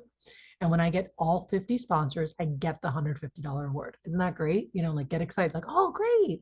I'm like, yeah. So check off as many nice moms as you can and just let me know when you're finished before you click the share button, because I actually have a way you can earn free Cutco. Cool. So take as much time as you need on this. It's the most important part. And I have to fill out my forms anyway. All right. I'm like, thank you so much for your help. I really appreciate it. And then they go and they start going through their phone. All right. Whenever they say, oh, Devon, I'm done, sweetheart. Then what do you say? Okay, great, Mrs. Jones. Thank you so much. Before you click the share button, can you tell me how many it says you selected in the blue box? Oh, awesome. It says 7. Okay, okay. By the way, I'm only 7 away from another sponsor. Do you think there's any way you could think of 7 more to check off who might be willing to see me so that you could be a sponsor or a double sponsor of mine? All right, cool. And by the way, in this case, you would say I'm only 3 away, right? Because 10 is a sponsor. So if they're at 10, you're like, oh, Miss Susie, you're only 3 away from being, from me having another sponsor. So you think there's any way you could think of 3 more, right? Let's say if someone told you, oh, I have 13, that's where you would say, oh, by the way, I'm only 7 away from another sponsor. Do you think you could check off, 7 more who might be willing? That way you could be a double sponsor of mine. And they're like, oh, okay. I'm like, and by the way, again, anyone who's super nice like you that might be willing to do an appointment. Let me say this to everyone: never use the word interested. If they were interested, they would have called you. Okay. You want to use the word willing. All right. Willing. So that's super important as you guys are going through with your customers. Okay. So would they be willing to help you out? Then brainstorming with them. All right. You've got to brainstorm. I can't tell you guys how many times a customer gave me 4 or 5 recs. And after I brainstormed with them, they got to 20 or 30. I had a lady give me 4 recs. I don't know anybody else. And then we got to 32. All right. Because then once they wrote down, because again, whoever they put first, they're thinking they might be interested. They might be a good client for you. They're trying to help you. Cool. And so then I asked them, I'll say this, I'll say, oh, this is one of mine. It's not on here. But once they finish, oh no, I don't really have to. I'm like, okay, cool. I'm like, now, hey, Miss Susie, who do you know that won't buy, but they're super nice like you? And they're like, really? Why do you want? And I'm like, remember, I get paid every time, 25 bucks. I'm like, so if they're nice like you, they're a mom, they have a house. I'm like, that's my target market. I would love to meet them. I'm like, whether they buy or not, I'm like, usually they like me. And they'll introduce me to nice people, just like, Sandra introduced me to you. And they're like, oh, okay. And I said, so I go, seriously, who do you know that won't buy, but they're a super nice mom? I'm like, who do you know that works and eats? And she laughed. She goes, everybody. I'm like, awesome. I was like, put them all down. And she kind of chuckled and she goes, are you sure it helps you? I go, I promise it helps me. I go, every appointment gets me one step closer. And some buy, some don't. It's a numbers game, honestly, Miss Susie. But I know that if I do a good job, they'll always introduce me to nice people. And that keeps my business going. Cool. And she was like, all right. We went from 4 to 32. I remember Eddie Rizzo in my office. I shared that with him. And his next demo, that happened. The lady gave him 6. And he goes, Cathy, I did what you told me. And I told her, hey, who do you know that won't buy, but they're super nice like you? And then he said, oh, who do you know that works and eats? Who do you know that uses knives to cut their food? Who do you know that doesn't hate college kids? Like, these are all things that Eddie said. I told him, and then ask, like, who do you know? You can ask whatever thought joggers you want. Who do you know who's home during the day? Who do you know that owns their own business? Who do you know that works in oil and gas? And we'll talk about that in a second. I spoke about it last night at PSP. But the fact is, this is not just about building your Cutco business. This is about building your network that you'll utilize for the rest of your life, by the way. And that's huge. So back to here, Eddie on his demo, the lady went from 6 to 40. He ended up getting 40 referrals. Okay. So I can literally sit here and tell you stories for the next, I don't know, 100 days from all my kids, over the last 23 years and like implementing these things. But give thought joggers, ask for what you want. Like I said, in this business, you're building your network. And so for James Rushing, it was, hey, who do you know who's in oil and gas? Who do you know that are top executives in oil and gas or owners of companies that work in partnership with oil and gas? They provide resources or whatever. It'd be like, that's an industry that I want to go into. I'm actually studying at A&M, and I'd love to meet them to know, like, do they like it? Do they not? Would they have changed their specialty, right? Or their focus in school, or like, and just meeting these people to hear their stories as I figure out once I graduate what I'm going to do next. And he built an unbelievable network, by the way, while he was doing Cutco, won multiple scholarships. But the biggest thing is that when he graduated, he was like, Kat, I don't know if I should go do this or here. And when we sat, he ended up deciding to launch his own company, which he's thriving. All right. And he started his own company with appreciation gifts, with helping with client retention through appreciation. And that's what his company does. They help with client retention through appreciation. So he does planning with them. I'm like, how do we keep these clients with you, right? Like, how do we make them happy? Like doing gifts, Cutco is one of the things that he sells. He also has other products, but like, he planned special things to help them with their retention, and that's what he does now. All right. But guess what? When he started that, he emailed all his past customers, and some of them owned their own businesses, worked in oil and gas, produced, like they were great clients. And so when he told them what he was doing, he was able to capture some of those businesses as his clients for his new company, for his customer retention programs. Pretty cool. All right. And that happened. I was sharing yesterday with Caleb Monroe with real estate. His network he built here over 2 years of doing Cutco. Once he started, he passed his real estate exams and he started realtor. Realtor's all about who you know, guys. How do you get leads? People you know, all right, or you buy them. That can cost a lot of money and they can be dead, but it's a relationship game. And so the more you can build your clientele, and then when you open whatever business, you know, one of our guys went into insurance sales and then boom, emailed his customers, hey, just want to give you guys a life update. You know, I just graduated from A&M, I'm moving into be an insurance broker and I'm going to be representing If you guys know anyone that might need help with any insurance needs, please keep me in mind. I'm so grateful for all of my Cutco family and all the support you've given me through the years. That was it. It was an update. And guess what? People responded. Oh my God, Brandon, I'm so proud of you. Oh my God, that's great. Yeah, I'll keep you in mind. And he also got some customers from it and some referrals of like, oh, my sister-in-law was actually looking to replace right? So don't think just about I'm getting leads to do demos. You're expanding your network and meeting people and continuing to grow that. And you never know how that'll serve you. Like it served me when we were in Haiti building that hospital. I told the guys yesterday, I raised $20,000 the week that we were in Haiti from emailing my past customers, from posting on Facebook, from everyone that followed me that I did demos with, and them seeing us working on the, you know, the floors and working on the, like putting up the cabinets and all the things. And they were like, oh my gosh, look at you doing all the work. And I'm like, yes. I'm like, if you feel inclined, please donate. My goal is to, you know, raise money so we can get a privacy fence around the facility. And if you guys ever get to go, the big wall that's around that protects it, like the gate, it's called the Cathy Vasquez gate, which is my maiden name, because I raised the funds for that when we were down there, right? So anyway, just again, whether it's nonprofit work, you know, like anything that you're doing, relationships are everything. Cool. So start learning how to connect, how to share about you, making people go like, wow, like you're so impressive. Like my kid just sits around and plays like, you know, video games all night and like isn't even thinking about this stuff. And like, I'm just so impressed with who you are and what you're doing. It really does go a long way. All right. So I want to share that. I can go on and on. I just looked at the clock. I'm like, I got to move. We got a bunch more stuff we're going through. So back to here. So again, make them feel like a rock star. Number 4 is nail your approach and explain the sponsorship with excitement, right? Which we just did. And then you want to make sure you brainstorm and you offer free stuff for more. Cool. Because people love free stuff. And so if I have someone, Zach, that says, oh yeah, I'll get back to you. And I'm like, all right, totally. I'm like, hey, just so you know, I can actually only get the sponsorship if I get at least 10 while I'm here. I'm like, and if you could take just like 2 minutes to click your top 10, you can always add more later. And I can actually add a free vegetable peeler with your order, right? Let's say someone didn't order. If someone didn't order, you guys can send them a vegetable peeler. You guys can buy vegetable peelers for $8. All right, the 40 something, they're called CGA peelers, customer generated appointment peelers. So the company like intentionally supports us in our business by allowing us to buy vegetable peelers for a fraction of the cost, to be able to utilize that with clients to be able to get more referrals. Cool. So our top Cutco sales professionals like Angela, Nadia, Francisco, and they'll come like, hey, I need 100 vegetable peelers for this campaign. Or they might just say, hey, I need 20. And they'll like they'll hand me $50 and like, give me as many peelers I can get for this. Or $25 and I'll give them 3, right?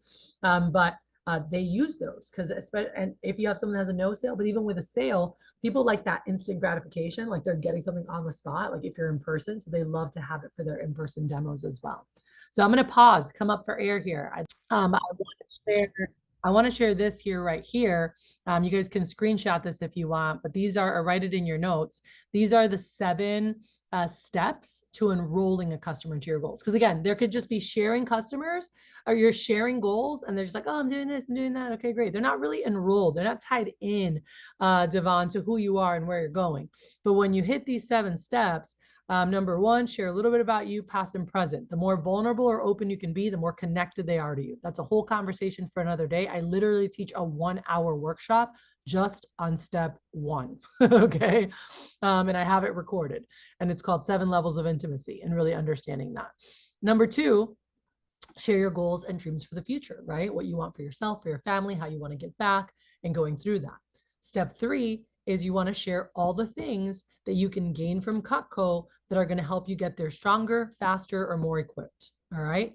Step 4 is to share your summer or your goal. In this case, it would be your fall, right? Your campaign. So, hey, here's what I'm working towards this fall. Here's what I'm excited about. All right. And then step 5, if there's any current contests. So for you newbies, that would be your faster contest. Okay. For those going to Olean, like Nettie's getting ready to go to New York with 20 of our top guys, then that would be sharing, you know, how they're going to New York, they're going to the factory, they're going to meet the owners, right? So they get to share that. You know, we're in playoffs right now. So you guys can share playoffs. So, hey, my office is actually in the playoffs right now. Like our whole region is competing. And so sharing about the playoffs and our goals to go out and win number 1 in our bracket. Number 6, planting seeds for recommendations with the sponsorships, right? Like I showed you guys in the beginning, free way to help me out. Hey, don't worry, this doesn't cost any money. It's a free way. I'll show you at the end how you can be a sponsor too. If there's people on there they might know on your recommendation that they've been sponsors, you're like, oh, you know Miss Sandra, right? And oh, there's Julie who recommended you. And they're like, oh yeah. They connect with that. So those visuals are really powerful. And then number 7, sharing the give back goal, and that they do, you know, our company does a lot to give back. And if they do end up purchasing, not only are they getting a heck of a product, but they're also helping people around the world. And so we give a percentage every month to different missions. And for us right now, we're supporting as an office Angel Wings, but our company always picks different foundations to support, which is really cool. All right. So you guys saw me do this earlier. There you go. Screenshot this, write it down. I'm about to go to the next slide, but if you do this, and in the email I'm going to send you guys later, you're going to have there's a short video that talks about how to enroll your customers in 10 minutes or less. And it goes through it, and I do a couple examples so you guys can see it. And if you guys really nail this, this is the number 1 thing I've done with all my scholarship winners, with all my Silver Cup winners, with anybody that I've worked with, is I just dig in to this, because I know that if they get this, they're going to have, great results. All right. Then we're going to go into phones. So before we do that, we're going to take a quick 5-minute, okay? 5-minute break. Our next section is the phones, right? So my manager, when we dug in first, he was like, are people really tied into you and what you're up to? Because that's going to influence every part of your business. Cool. Second, are you asking for referrals the right way? Are you maximizing your referrals, or are you just getting 3 or 4? Or are you putting yourself in a position where you can actually get, 20, 30, 40, 50? Like if I got 10, that was a bad demo. When I was new, 10 would be exciting. And he was like, don't get excited about 10. I was like, people know a lot of people. That should be like your worst demos. You only got a sponsor versus a double, a triple, a 5-time, a 10-time, whatever. But again, you'll never get bigger numbers if they're just thinking about the sale, right? So he taught me how to do that. The next thing was the phones. I was horrible on the phones when I started. True statement. You can ask my husband. To this day, 23 years later, I still hate the phone. But I love what it does for me. So I embrace it. My manager said to me 23 years ago, Cathy, your phone is your ATM machine. And the more buttons you press, the more money comes out. I was like, okay, all right, I like that. And I was very money motivated when I was younger. And so that really excited me. And he's like, just think about Europe, think about, and I was saving money to study abroad. And he's like, and just really focus on that. And he's like, and just dial, smile while you dial, and like, just don't stress. And if they say no, sucks for them. They didn't get to meet you. He's like, look at it like that. Okay. And those who say yes, they'll do a demo. They get the privilege of getting to meet the Cathy, and I was like, oh, thank you. But he helped me a lot with building my confidence with the phone, so a couple things, a couple keys that I think are really important when you guys are making phone calls. All right. One is making sure that you actually, a couple tips that are not on the slide here. So one, smile, like what I just said, smile while you dial. They can hear the difference. Everyone go like this, smile really nice. All right. And pretend you're going to tell me, I don't like you, but do it like this. Try. Do it right now. Try to say it. Try to say you don't like me like this. Try to say it. Mean. Sound mean. All right. Like it's actually impossible. Like your vocal cords do different things when you're like this or you're like this. All right. Your voice sounds different. So it's really important to be smiling, to be upbeat. Most of you here on this call are gentlemen. Some of you guys have very low voices. Actually have a very low voice for a woman. And so it's really important. Like when I call people, I'm not like, hey, this is Cathy. Like I could sound like an old man to some people, right? If you've never seen me, you'd have no idea who you were talking to. And so when I made phone calls, I was like, oh, hey, this is Cathy. How are you? Like I would use my head voice. All right. Because you have a head voice and a chest voice. And so I always use my head voice when I was making phone calls because I didn't want to sound like a 60-year-old man that smoked cigarettes their whole life. I wanted to sound like a young girl. Okay. And so think about, you know, all the guys I've worked with. I'm like, I want you to pretend like I just kicked you in the groin. What happens? You know, oh, like you get up in that head voice. Or I sang for a lot of years. So I was like, you got to get up here, like, oh, but you've got to get in that. And, hey, how are you? Da, da, da, because on the phone, they can't see you. And so you want to make sure that they're connecting with the nice young lady who's selling Girl Scout cookies or the young man who's selling wrapping paper or whatever, like young person working hard towards a goal. You don't want to sound like an old salesperson. Everyone got it? So it's really important as you're calling people that you sound really friendly, that you sound really young, you know, like people love helping young people with things. And so just psychologically, it just feels more comfortable. Okay. So when you guys are making phone calls, you want to make sure that you smile when you dial. Some basic foundational things. You always want to have your phone approach in front of you, okay? No matter what, no matter how experienced you get. Andy Jonti has sold, I don't know, I think over $6 million of Cutco now. One of my best friends in the whole world. And Andy, to this day, when he's about to sit to make phone calls, now he just writes it. He writes his phone approach out every time. He just says it and he just writes it out so he can have it there in front of him. So that he's it's a good way for him of like warming up to make phone calls and then having his approach in front of him. Because if you get sidetracked or a fly comes by or someone interrupts you and you're like, oh, what was I saying? Like he can make sure that he nails what he wants to say on every call. All right. So you always want to have your phone approach in front of you. You always, when you're newer, especially want to have your objections in front of you. Like, do you have an objections sheet so that when someone says, oh, I'm not, you know, I already have Cutco, or oh, I'm not, like that you are able to handle those objections and rebuttal properly. This is a sales tool. This is the 4 steps to handling objections. Agree, but however, talk logically, ask again. All right. You've been doing this since you were a little kid, if you're good, without thinking about it. Mom says, no cookies right now. Oh, you know, my son yesterday actually did this to me.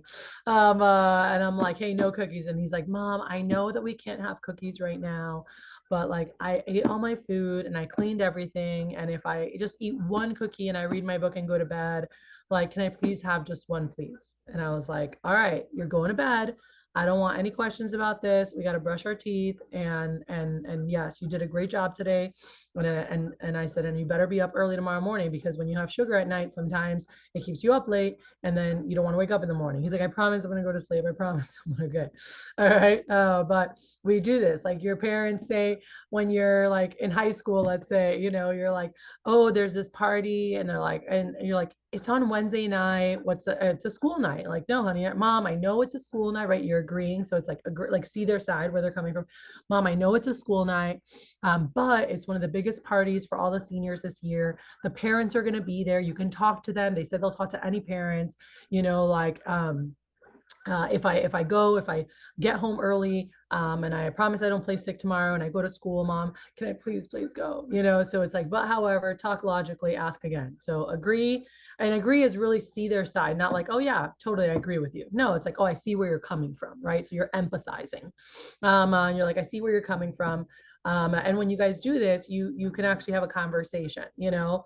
Then, you know, you get to college, you're like, I know we just met, but I just feel we have this connection, you know. No, I'm just kidding. Like you've been using this process, whether you knew it or not, and that's where you get somewhere. All right. So agree, but however, talk logically, ask again. You're going to see this with Rex. You're going to see this on the phones. You're going to see it like in anything. Anytime you get an objection is not rejection. Okay. Rejection is no, I don't like you. Get away. All right. Objection if they say, oh, I have this, or no, we can't do this because of this, it's like, oh, okay, no, I totally get that. But, and then share a different perspective and then ask again, many times you'll get further. All right. So in this case, you know, like someone says, I got to ask my husband, right? This is on a sales example. I'm gonna say, what, you can't make decisions on your own? Like, of course not. All right. Someone tells me I got to ask my husband. I'm like, oh, Miss Susie, I totally understand. Like my parents always made decisions together. I'm like, but just so you know, I'm like, our first call special is actually on the first time. I'm like, and so that's why now the talk logically is that's why the company made the deposit program. They actually let you on any set that you might want to try, let you put 100% refundable deposit so you can get it. And you have 3 weeks to use it, try it out, see how your husband likes it. And that way you guys can make a decision together. Worst case, send it back. You had free Cutco, you know, for 3 weeks. I was like, but I doubt that's going to happen. I'm sure he's going to love it. And you guys have it forever. Cool. I'm like, would you be comfortable putting down $160, 100% refundable deposit? And they're like, oh, you know what? Yeah, let's do that. And I had so many more sales when you know, framed it, right? Someone says, I'm going to get you recommendations later. I'm like, okay, awesome, Miss Susie. Thank you so much for being willing to do that. I'm like, but just so you know, I actually can only get the sponsor while I'm here, right? And so I'm letting him know that. And I'm like, if there's any way we could just do like your top 10 now, and then you could get me more later, that would be amazing. And they're like, oh, okay, cool, let's do that. You know, on the phone, I had to cut like, oh, I already have, I'm like, I'm sure you have Cutco. I'm like, you could probably do the presentation better than I can. I had a lady who was like, oh, I've seen it 5 times. I said, well, it sounds like you probably do the presentation better than I can. I said, but it does still help me if you're willing. And I'm like, and I can just hit the main points and show you some of the accessories for holiday stuff. I'm like, if you're open to doing it, it would help me out a ton. If not, I understand. And she's like, okay, hon, we'll do it. And by the way, this lady who had seen it 5 times and never, she bought like a pair of scissors, but she's like, I don't need it. I've seen it. She bought a homemaker from me. She loved it. Like we had such a fun time at her house. We went through the presentation. She's like, wow. She's like, I've had, I think 5 other people come before. And she's like, none of them like engage me like you did. And she's like, and these products are really incredible. And I don't know, I didn't even pay that much attention before. I'm like, don't you wish you bought them 10 years ago? I was like, don't worry, you'll get them now, you'll have them forever. But you know, like you just never know. So, but learning how to handle objections, like that's something that in life will serve you at a high level, because again, they're always going to be sales, sales for your product, for your services, for your ideas. Like you're going to sell someone on something, you're selling yourself. And so learning, you know, how to rebuttal, but like in an understanding, like, oh, I totally see where you're coming from, and and then being able to talk logically and show a different perspective. And they're like, oh, I'm like, so is that something you'd be comfortable with? Or, you know, did you still want to wait? And like, you know what? No, let's do that, you know? So just always, you never know what'll happen when you do that. So anyway, back to the phones. You have your approach, you have your objections, you have your schedule, because you always want to make sure you're offering 2 specific times, always. All right. And then obviously your attack list, your hit list. And so I highly, highly recommend all of the people I've coached, I've made them. And if you need help with it, or I don't know, because the app's on your phone now. But I have made them get a spreadsheet. I was like, you need to use an Excel sheet or something, because it makes it so easy for tracking, because you can put every column, you know, the person who gave them to you, who they are, whatever, notes, what city they live in. And I was like, or even time zones. And so I can take away the ones that are Pacific time zone, or I can put all the Pacific time zone ones together, you know, in a block or in its own sheet. I'll grab all the Pacific time zone, copy and put them in a different sheet, so that I know when I'm making phone calls, if I'm calling in the morning and I want to call at 7 a.m. Or shit, let's say I'm up at 6:30 and I want to make some phone calls, I'm probably not going to call. I'm definitely not calling Mountain or Pacific at 6:30 in the morning Central time, because that's 5:30 or 4:30 their time. I could potentially call you know, Central, people that might be up early. But for me, I would actually call all my Eastern region leads first, because it's 7:30 already over there. All right. And 7 to 9 a.m. is actually a phenomenal time to catch people at work. And so I would personally be like, let me call my Eastern region leads, the ones that I have first. And by then now it's like 7:15. Now I'm going to call my Central region ones. And now it gets to 8 or 8:15 or 8:30. And I'm like, let me call my Pacific ones. Now it's at, you know, like, and I'm able to like be smart with it. Right. If I'm phoning in the evening and I'm starting to make calls at 6 p.m., do I want to call my Pacific leads first at 6 p.m.? No, it's 4 p.m. there. They're probably getting out of work. They're stuck in traffic. They're picking up kids. That's not ideal time to call people. 6 to 9 p.m. is. So at 6 p.m., I'm going to start calling my Eastern leads first, right? My Central leads next. Like I can just be smart. And now if I wanted to make calls at 9:30 or 10 p.m. or 10:30, I'm like, ah, man, I'm up. I'm a night owl. You know, that was one of my guys, Jarrell. He's a night owl. He's a gamer. He'd game till 3 a.m. And so he liked making calls at night, right? So he was in Miami and he got tons of Western leads. But California, he'd always ask, who do you know is in California, Oregon, Washington, anybody on the West Coast? Be like, I'm a night owl. So I love to do late night appointments. And he got those. And he would be having phone jams at 10 o'clock at night. Well, 10 o'clock at night in Miami is 7 p.m. in Los Angeles, right? And so it was great. So anyway, all that to say, when you get organized, you can be really intentional. Or let's say I'm going to do live demos, right? Benjamin, and you have leads all over the place. I can sort and put all my Woodlands ones together because I just booked my mom's restaurant who lives in the Woodlands. And I'm like, let me see who else I have who's in the Woodlands. So I could just knock out a couple of Woodlands ones while I'm there because I live in Webster down south, right? Or vice versa. Let's say I lived in the Woodlands and I got some leads to people in Clear Lake and in Galveston and I wanted to go see them and I book one. I can go call all my Southern, League City, Webster, like, and I can just be smart with it. So it just helps you really take control of your business and design stuff that you want. And this comes with time. It usually takes 2 to 3 weeks to get organized and build it how you want it, but you got to actually do it. You know, so have you taken time out? So every time you get leads and they upload them, like put them into a spreadsheet. And if you take, you know, like all the professionals, they have an hour every morning where it's like they get organize the stuff from before, send out any emails they wanted to send out. They'll make 20 phone calls and make sure all their new leads are in their system. Like that's the first hour of almost every professional's day. 60 to 90 minutes they have carved out to make sure they're set up for the day, have breakfast, and then head out to work, you know? And so they have a routine with that. So again, this is more advanced, but my students who have done this have seen incredible success, and now they're running a real business, you know, and they're keeping it organized. So I highly recommend it. Not a requirement, but a recommendation. All right. So as far as your phone call goes, there are 4 parts to a phone call. All right. Regardless of what script, you could be calling referrals, you could be calling real estate leads, you could be calling service call leads, you could be calling acquaintances, you could be calling people that you know you know, your initial people. No matter who you're calling, and I have phone approaches for all of the things, all right? No matter who you're calling, every phone approach has 4 steps to a great phone call. Every single approach has 4 steps to a great call. Number 1, all right, is to actually greet them and let them know who the heck you are. All right. So who is calling right now? So that is step 1. All right. Step 2 is let them know why you are calling. All right. So again, when you're new, it's like, hey, what's up, Auntie? It's Kat. Oh, hey, honey. That's step 1. They know who I am. So I don't have to tell them who I am, except I said, hey, it's Kat. And then they'll either ask, they're like, what's up? Or what do you need? Or, you know, what's going on? Or if not, then I just dive in, you know, and I'm like, oh, hey, so Auntie, the reason I'm calling is I just started a new job showing Cutco. As part of my presentation or part of my training, I have to do some initial presentations. I'm doing it just for the training, so you don't have to get anything because I do get paid just to do it. That's why you're calling, right? If you're calling acquaintances, hey, so I'm working with Cutco this fall to get some business experience and earn some scholarships for school.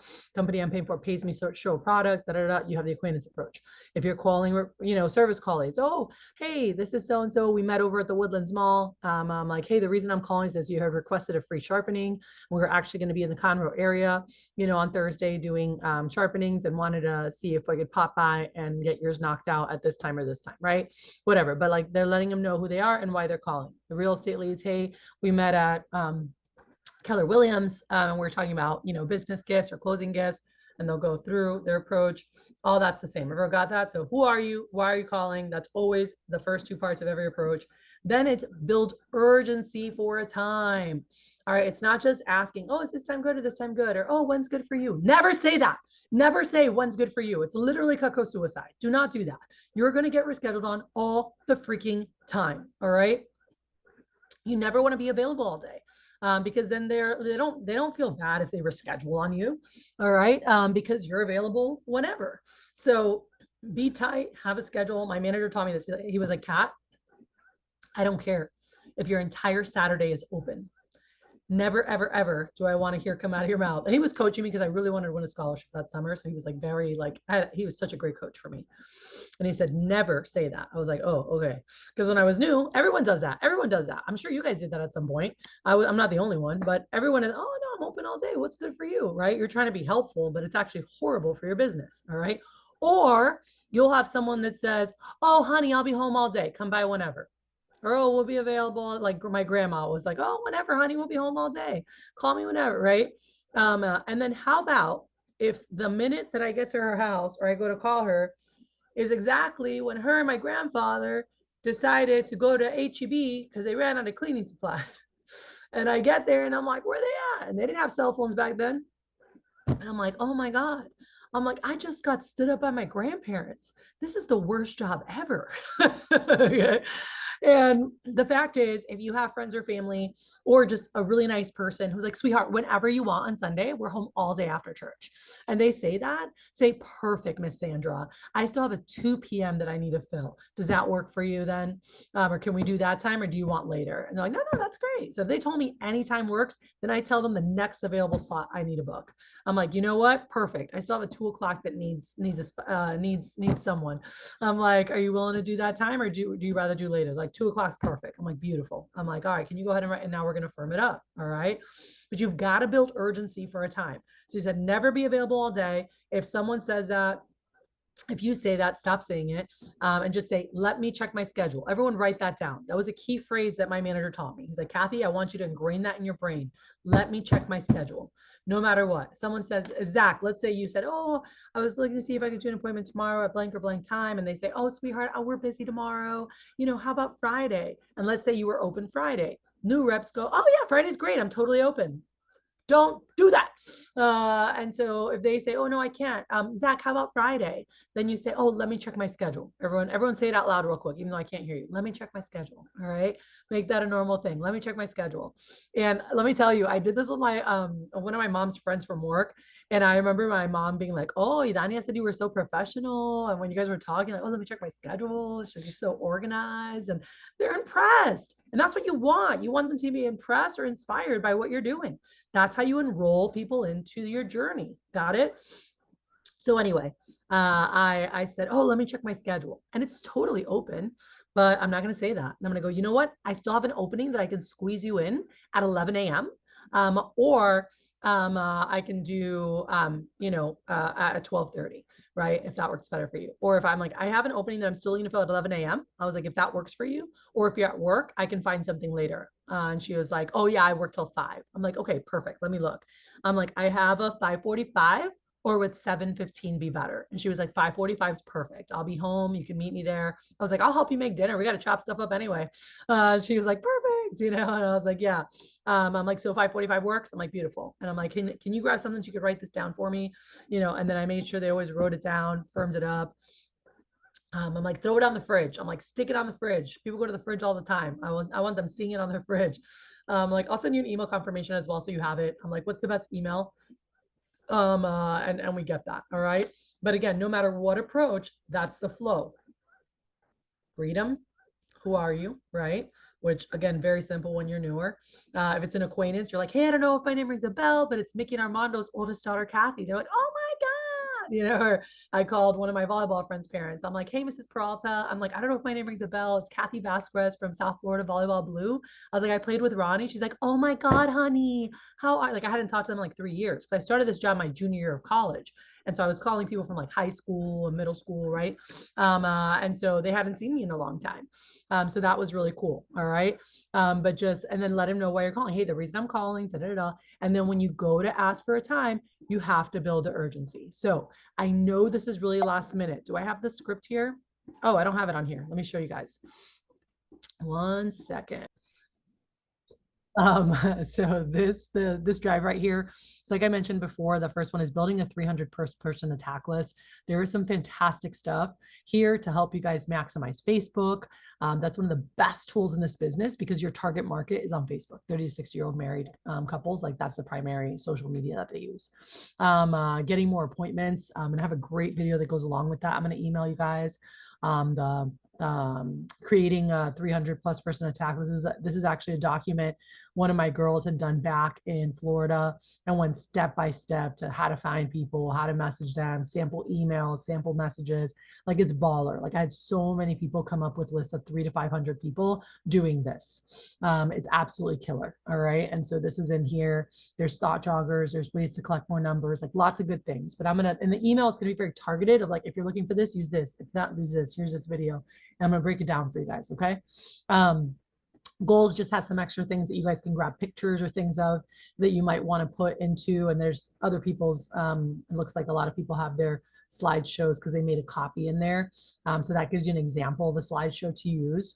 Currently we're on phones. And so this, I don't need this here. So this right here, you've got my acquaintance approach, you've got rocking the phones. And so this is what I want you guys to see here. And then I'm actually going to show it to you in the acquaintance approach because I have it baked in. Cool. So here, again, initial hook, saying hi, let them know, you know, like how you're related or how you're connected and what you're doing. Then we're finding a time. All right. And so this is how you build urgency. So basically you're adding this to any approach before you ask for the times. And you're going to see in my acquaintance approach, I just have it like already in there. Okay. But let's say I'm a brand new rep and I want to crush urgency because I was not good when I started. And then I became one of the best at this. Like, I was booked every single Saturday. I had 6+ demos. I was always booked when I wanted to. And that's because I learned how to do this.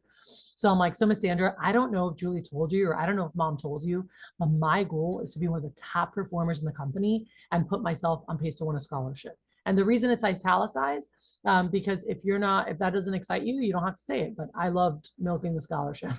But I'm like, my goal is to be one of the top, and I won 3. But my goal is to be one of the top performers in the company, and put myself on pace to win a scholarship. Maybe for you, it's and put myself on pace for an internship. Maybe that really excites you, right? Whatever it is. In order to hit my goal, yeah. And so in order to hit my goal, I need to complete 5 appointments per day. That was in the summer. During the school year, I said I need to complete 5 appointments per week. That was my number for the school year, 5 minimum. My goal was 7. The reason I'm calling now is that in order to stay on track, I still needed to squeeze in 2 more for tomorrow. And I was wondering if there's any way that you could squeeze me in on such short notice at blank or blank, right? And always offer your next 2 available times, always. And if they can't, I'm like, hey, no worries. Figured I'd ask. I've just been working so hard, right? And so, Miss Susie, is it normally better for you in the day or the evening? Because I learned to always ask he's like, Kat, the reason you're calling them is because you hadn't hit your goal. So you don't want to say, oh, so what's your schedule look like? That's not why we're calling them. We're calling them because you hadn't hit your goal. So he's super smart, by the way. My manager, John Hoffenberg, he went to Wharton, which is the #1 business school in the country. Like, he's just super smart, understood psychology, sales psychology. Like, he was really good at this. And he's like, so when you're calling them, why are you calling them? Because you haven't hit your goal yet, right? So just offer the next 2 you have. And then if they say it doesn't work, then dig into their schedule. So every time I'd make calls, I'm like, oh, hey, Miss Susie, go through. And I'm like, well, hey, I don't know if Miss Sandra told you. I'm like, but my goal is to be one of the top performers this fall and win a scholarship. I'm like, in order to hit my goal, I have to do 5 appointments a minimum per week. My schedule's pretty crazy at school. So Saturdays are my main day. I'm like, the reason I was calling now is that in order to stay on track, I actually still needed to squeeze in 2 more for this Saturday. And I was wondering if there's any way that you could squeeze me in on such short notice. I still have an opening available at 9:30 a.m. and I have one later in the afternoon at 2 p.m. Which one of those would work better for you? You know, and they're like, and then they'd say, oh, honey, we've got basketball games and we're going to be out all day. And I'm like, oh, no worries. Like, figured I'd ask. I'm just working so hard. And they're like, oh, good for you, you know? And I'm like, is it normally better for you like weekends or weekdays? Like, just depending what I'm asking for, right? If I asked for a Friday or in the morning, like times, and they said, oh, honey, I work. I'm like, oh, no worries. So it's better for you in the evenings. I'm like, okay, cool. Let me check my schedule. Remember that phrase right there? Boom. I'm like, let me check my schedule. I'm like, you know what? I actually have a time I can pop by real quick on this day or this time or this time. Would that work better for you? And they're like, oh yeah, let's do that. I'm like, awesome. I'm like, thank you so much. I'm like, you don't know how much this helps me out towards my goal. I'm like, Miss Sandra, can you grab a piece of paper real quick so I can give you some basic information? I'm like, just so I can give you my confirmation number and the time and, just in case they call. They're like, oh, are they going to call us? I'm like, no, I'm like, it's a random spot check, you know, and just so you guys know, like the company actually does that. They randomly spot check because like all your appointments are in the system and they have them and they'll randomly do spot checks just to make sure people are like doing what they say they're going to do, you know? So anyway, I'm like, yeah, just so you have it, just in case. And so I usually use my rep number. I'm like, it's 20356938.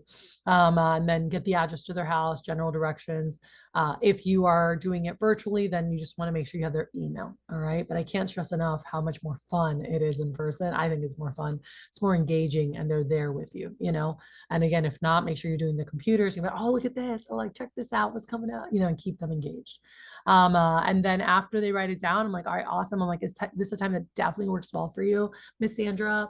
And they're like, yeah. I'm like, okay. The only reason I asked is that I am working so hard for my contest. The other day, I actually drove from my house in Galveston all the way up to the Woodlands, and they weren't even there. I'm like, so I know moms are really busy, so I just want to make sure this time works well for you, so I can make sure to hit my goal. And they're like, oh yeah, we could do that, you know. And then sometimes you'll have someone go, oh, well, honey, why don't you call me before just to make sure? That's like the number one thing you hear when you're firming appointments up properly. And the answer is no, or you're not going to say it like that. Because if you call them right before the demo to make sure, guess what? You will get rescheduled on almost every time because human beings are natural procrastinators and they'll put anything off whenever they can. Cool. So if someone said to me, if I like, I'm like, hey, I just want to make sure this is definitely a good time for you. I'm like, I'm just working really hard for my goal. You know, and the other day I drove all the way from my house in Galveston up to the Woodlands and they weren't even there. Like, and it really set me back. I'm like, so I know how busy moms are. So I just want to make sure that time works well for you. You know, so it can help me with my goal. And if you do that properly, you'll have people go, oh, well, honey, you know what? Why don't you call me before just in case? You know, and the answer that my manager taught me for that was, hey, Miss Susie, I was like, if it's an emergency, I'm totally going to get it. I'm like, honestly, I'm going to be jumping from appointment to appointment and I don't want to forget to call you. I'm just going to be like headed straight your way. I'm like, so if there's an emergency or something, I'm like, you can just leave a note on the door. But besides emergencies, does that time feel good? Or do you rather go with a time later at night or another day that you're for certain you'll be there? And sometimes they said, oh, no, we're good. It was just if there's an emergency. I'm like, you're good. Leave a note if there's an emergency. I was like, I can't wait to meet you at 7. If they said, oh my gosh, sorry, I just blanked out. So call me before you come. And I said, oh, you know, I'm going appointment to appointment. Oh, and I said, I said, if you're not for sure you'll be home at that time, I said, do you rather just bump it to a little bit later? I was like, I actually still have an 8:45 p.m. if that works better. I'm like, or we can do a different day. She's like, oh, you know what? Yeah, let's do 8:45. It's like, let's say we had 7:30 or something or 7. She's like, I know I'll be home, kids fed and kids down by then. I'm like, all right, beautiful. I'm like, then let's just shift that. I was like, I'd rather get a time that you feel good about. That way it works for both of us. I'm like, all right, all set. And we firm them up. All right. So as far as the phones, I want to show you guys what you're going to have here. So you are going to have my acquaintance approach, which we're going to go through in a second. And then I got to move everyone's random approaches. So you are going to have that. You are going to, there's a Spanish acquaintance approach. So if you guys do demos in Spanish, anybody, or those of you who are coaching others or have team members and they might need a Spanish approach, we do have the Spanish approach, the acquaintance approach in Spanish, okay? But do not use any of these approaches unless you've been approved because we wanna hear you, we wanna give you guidance so you don't burn through all your leads, okay? And then you kill off your business. We do not wanna see that. So we wanna go step by step. Calling referrals is kind of like learning to drive stick shift, okay? You wanna start with people you know really well, gear 1. You know, gear 2, people that you know of or acquaintances, people that like know your name, know your family. You might not have a close relationship, but there's a close connection. That's gear 2. Gear 3, similar association, same neighborhood, same church, same school, but you might have never met them before, but there's a similar association. Step 4, referrals that you do not know, like people that you just have never met in your life and they don't know that you exist on your planet. That might be your auntie's boss, right? Like she doesn't know you. There's no connection. You've never met her unless you met her at one of your auntie's parties. Well, then she's an acquaintance. She's gear 2, right? So just know that if you try to go from gear 1 to gear 4, what's going to happen? Anyone drive stick shift before? You're going to stall out. Cool. done. So don't do that. You don't want to go from 1 to 4. You want to go gear 1 as long as you can. Some people have to go to gear 2 pretty quick. I did. Gear 2, I was in for a while though, because I had a lot of acquaintances, like old family friends, my old church when I was younger, my old volleyball teams. I hadn't talked to these people in 3 years, 5 years, but like those were acquaintances. That's where I focused. Then the next thing was neighbors, and meeting some of the neighbors in my aunt's neighborhood. Some of the neighbors, like my parents had moved when I was in college and actually had a house. And so I, talked to some of the neighbors there, whatever. And then you get to referrals, all right, that you don't know at all, that don't know you, that don't know you're alive on this planet. That's the last one. So take it step at a time. It really makes a big difference as you guys are building through. And again, you want to make sure that you're using the right approach with the right people and that you're confirmed for that. So talk to your managers. Acquaintance approach, pretty much anyone can use. This is gear 2. You can start this even in your first weekend if you wanted to. It's real simple. So here's what it looks like. So I'm like, hey, Miss Susie. I'm like, it's Cathy. Actually, you know what? Devon, I'm calling on you again. You sound so good reading. You're my reader today. Go for it. So I'm gonna, you can pretend. So I'm gonna be your, I don't know, your mom's friend from work, right? And so I've seen you grow up since you were little, but let's just say I haven't seen you in like 5 years. Okay. So you're calling me. I'm, Miss Cathy that worked at the job with your mom. Cool. So go ahead and give me a call. Hello, Miss Cathy. Hello. Yeah. Hi, this is Devon. I'm not sure if my name rings a bell, but this is my mom. I'm sorry, we're gonna act good from the top. And by the way, great tip that I can give you guys right there at the get-go. When you call acquaintances, always say your first and last name. Cool. Because that'll connect some people. So I would always say, hey, this is Cathy Vasquez, Mickey and Armando's oldest daughter, or this is Cathy Vasquez. Like I played, and they're like, oh, like they'll connect it better versus going Cathy, which Cathy, right? So it's good to say your first and last name because that helps them connect quicker. All right. Go ahead, Zach, real quick before Devon goes. Yeah, so another thing that Spencer was telling me to do is to make sure that instead of asking if it's them, because like instead of saying hello, Miss Cathy, as a question, you say, hi, Miss Cathy, because you want to make sure that you're establishing a presence that you're supposed to be there because Yep. you were already introduced. So you're supposed to be calling them. And this is perfect. And this is what does that, right? Hello. I'm like, hey, Mrs. Julie. Like, this is Cathy. I don't know if my name rings a bell. Or this is Cathy Vasquez, like depending who I'm calling. And I'm like, this is so-and-so's, whoever, right? So just depending on the person, just know that that's an extra thing that can help some people that maybe you haven't talked to in a long time. If there's someone you've seen more frequent, but you just don't normally call them, I'm like, hey, it's Cathy, Mickey and Armando's daughter. Like, hey, sweetheart. That would be someone that like I see more regularly, but if I haven't talked to them in 5 years, I'm definitely using my first and last name, so just keep that in mind. But anyway, go on, Devon. Hey, Miss Cathy, this is Devon. Hi. Not sure if my name rings a bell. This is Ari's son. How are you? Oh, hey, sweetheart. I'm awesome. How are you? I'm not too bad myself. So not to waste any of your time, the reason I was calling is because Miss Ari said that you might be able to help me out with something that I'm working on for school. Do you happen to have a quick second? Yeah, sure. What's up? I'm currently a student at University of Houston studying Chinese studies this fall, and I'm working with Cutco to get some business experience and to earn some scholarship money for school. As part of my training, I am required to put on some initial appointments, and I do get paid over the phone just to show it. So there's no obligation for you to buy. I can do presentations in person or right over the phone, and you just need to be right in front of a laptop or computer at home. Okay, honey. Is that what you would? And by the way, you guys just keep going. I'm currently in a huge competition. So if they don't say anything, just keep reading. Cool. If they say, oh, I have Cutco, then you're like, oh, that's great. How long have you had it? I'm like, makes my job even easier since you've seen it. I'm like, I wouldn't have to actually do the whole presentation. I'm like, and it still helps me out for my contest.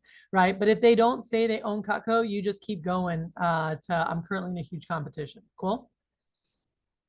By the way, you sound amazing reading a script. I wish I sounded this good when I started. I will tell you right now, I did not sound this good when I started. I stumbled all over the damn place. But anyway, you sound fantastic. Keep going. What did you want me to finish with the? So you said you just need to be in front of a laptop or a computer at home. I'm like, oh, okay. And you're like, so I'm currently in a huge competition, and you just keep going here. That's it. Perfect. So I'm currently in a huge competition, and my goal is to be one of the top performers and put myself on pace to win a scholarship. However, in order to hit my goal, I need to complete 5 appointments per day. The reason I was calling Now, now, whatever your guys is, cool. If you're like, I need to do 20 appointments per week, 10 appointments per week, 5 appointments per day, just depending on the seasonality, you're just sharing whatever your goal is. Cool. the reason I was calling now is that in order to stay on track, I still needed to squeeze in 2 more. And I was wondering if there was any way you could squeeze me in on such short notice, either 2:30 or 4 p.m. today. Okay. Uh, uh, you know what, sweetheart? I can't. Because I got to do school pickups during that time, so I won't be available. It's no problem at all. I figured I asked. I had just been working so hard towards my goal. For So you, good for you. I appreciate that. Is it normally better for you in the day or the evening? Definitely the day. Like before 2 p.m. is ideal for me normally because at 2 I'm off with the kids and then the evening's crazy. Before 2 p.m. Okay, great. Let me just actually check my schedule real quick and find 2 openings that work around that time. If that's okay with you? Sure. Perfect. Who Give me put that one there? second.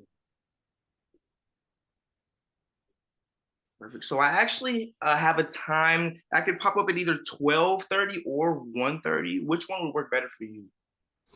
12:30 is perfect. Let's do that. 12:30? Okay, awesome. You actually don't know how much this helps me towards my goal and my scholarship. Thank you so much. Before we get off the phone, is there any way you could just write it down anywhere? Yes, sure, honey. Perfect. By the way, I got confused. I'm like, you're not supposed to say that. And then I just realized this is what you're supposed to do, not what you're supposed to say. All right, cool.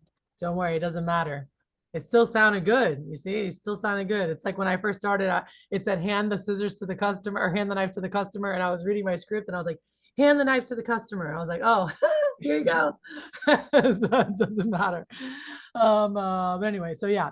So is it normally better for you in the day or evening? I'm like, all right, great. Let me check my schedule. And then look at your schedule so you can say, I actually have a time that I could pop by real quick. This time or this time, would that work better? And I was like, yes. And he's like, all right, awesome. This helps me out so much. All right. And then we're going to make sure we firm it up. So you're like, thank you. So go ahead with the firm up. Thank you so much. One more thing before we get off the phone. Do you happen to have pen and paper nearby? Yeah. And I don't know why this skips. It won't go backwards. Someone can help me later with that. Go ahead. Perfect. Could you jot that down that I will actually be there on 12:45 on Monday? Okay. Now please draw a smiley face so you know who to look for when you enter the door. All right. Please have a good email address as well. Is that what you want me to ask? All right. So this is all, and this is more advanced. Don't worry about it. The reading wrong was a psychological thing that my manager, one of the Cutco sales professionals, had showed us to make sure to see if the customer was actually paying attention, and then whatever. You don't need to do that. You can. I don't have time for that right now. It's already 4:45. I told you guys this was gonna fly. So my dear. So by the way, that sounded really good. But in terms of building urgency, if we set on a scale of 1 to 5, where would I rank you? I would say 3.5, maybe a 4, but 3.5. I want you guys to be a 5. Cool.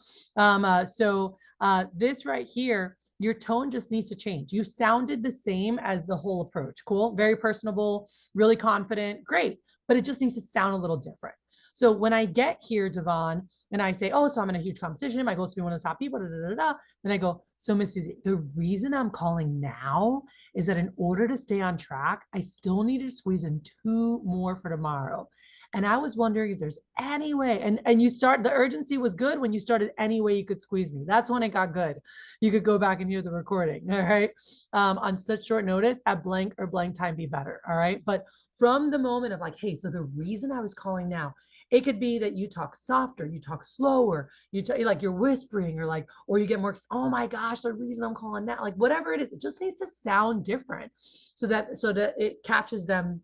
They can feel the urgency. So for me, it's always like, so Miss Susie, the reason I'm calling now, I'm like, is that in order to stay on track, I still need, so I slow down because I naturally talk fast and I'm doing this and I'm doing that. So I slow down and I emphasize, and they can hear like I'm working so hard to hit my goal. Like that's how you want it to sound. Cool. And they're so impressed, guys. Who here has heard like, oh, like kids these days are super entitled, or kids these days, like they don't work for anything? Like, who knows what I'm talking about? Like, oh, the new generations, whatever. So when older people meet young people who are focused, who are motivated, who are goal oriented, who are working hard, they're so impressed by that. Because like everyone, like it's true. It's like these kids are just lazy. They sit on their phones all day. They all want to be influencers. They don't know what the heck hard work is. And so especially when like millennial baby boomers, like they see young people working hard, they're so impressed and they want to help any way they can. I cannot tell you how many times people said it to me years ago, and even now with my colleagues and people that have businesses, they say, oh, I love when the Cuckoo Kids come. Like they're just, oh my gosh, I love when they share their goals and what they're doing. Like I love helping them because like I love seeing young people that are goal oriented, that are driven, that are committed to something, and like I want to help them any way that I can. All right, so just know that, and so make sure that you're showing up in that way. Cool. So because of time constraints, I don't have time to keep going because I could talk forever. But you guys are going to have this in here so you can practice. It has the objections in here.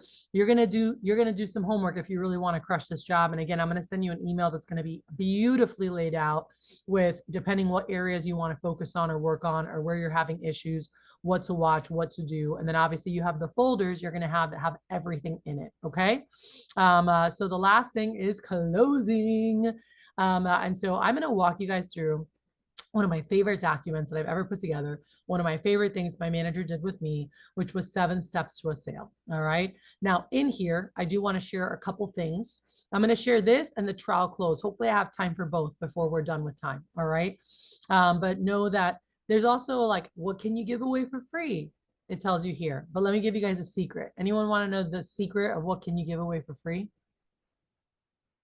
Divide by 5. That's it. If you're like, my customer, their total, and when you put in their stuff, it's 683. And you're like, how much can I give away for free with 683? Divide by 5. Oh, okay. I can give them a knife that's 100. I can give them a total of $136. Maybe it's 2 accessories. Maybe it's 3 or 4 extra table knives. Maybe it's a cheese knife and a peeler. I don't know, but I can give them about $136. Everyone got that? Guys, when you're helping other people close sales, divide by 5. Cool. If you need to give a smoking deal to close it because they haven't said yes, or you're trying to upsell. When we upsell, or we're like trying to give like a mega deal, divide by 4. Cool. That's it. That's my cheat sheet, my secret weapon for you. So if someone's like, okay, my customer likes, $582 worth of stuff, and the customer is a Cutco customer, they always get great deals. Or if they're going to trade in some of their stuff to get a deal, because we have our trade-in special. If they do a trade-in special, you divide by 4. If you don't know what that is, I'll tell you in a second. Divide by 4. And I'm like, all right, cool. I can give them $145 for free. All right, because they traded in some of their old stuff. Or, I'm trying to hook someone up that might not get a sale. For those who were in my training before, that's when someone calls and says, my customer's considering. So like they haven't made a decision yet. We're going to divide by 4. Like we're going to give them the best deal possible. Cool. So just know normally all the time, you can always divide by 5. Do you need to give everything away for free? No. When you go to the mall, they don't just give you shit for free because you're shopping with them. All right. They give free stuff to help you buy more. Hey, if you buy $100 today, you get a free tote bag. Hey, if you purchase this gift set, you get a free this. They use free stuff to sell more. These are the 4 ways. Like, why do you give free stuff? You give free stuff to get, so a customer can get a deal on more Cutco. So that would be like an upsell, right? A great value, a package or a bundle. You use free stuff to turn potential no sales into sales. That's the considering, they might not buy, so we want to close that thing, right? You use free stuff to help increase your average sales, because if they're buying something, I can just say, hey, by the way, if you add a barbecue set, you can get a pocket knife for free for the holidays.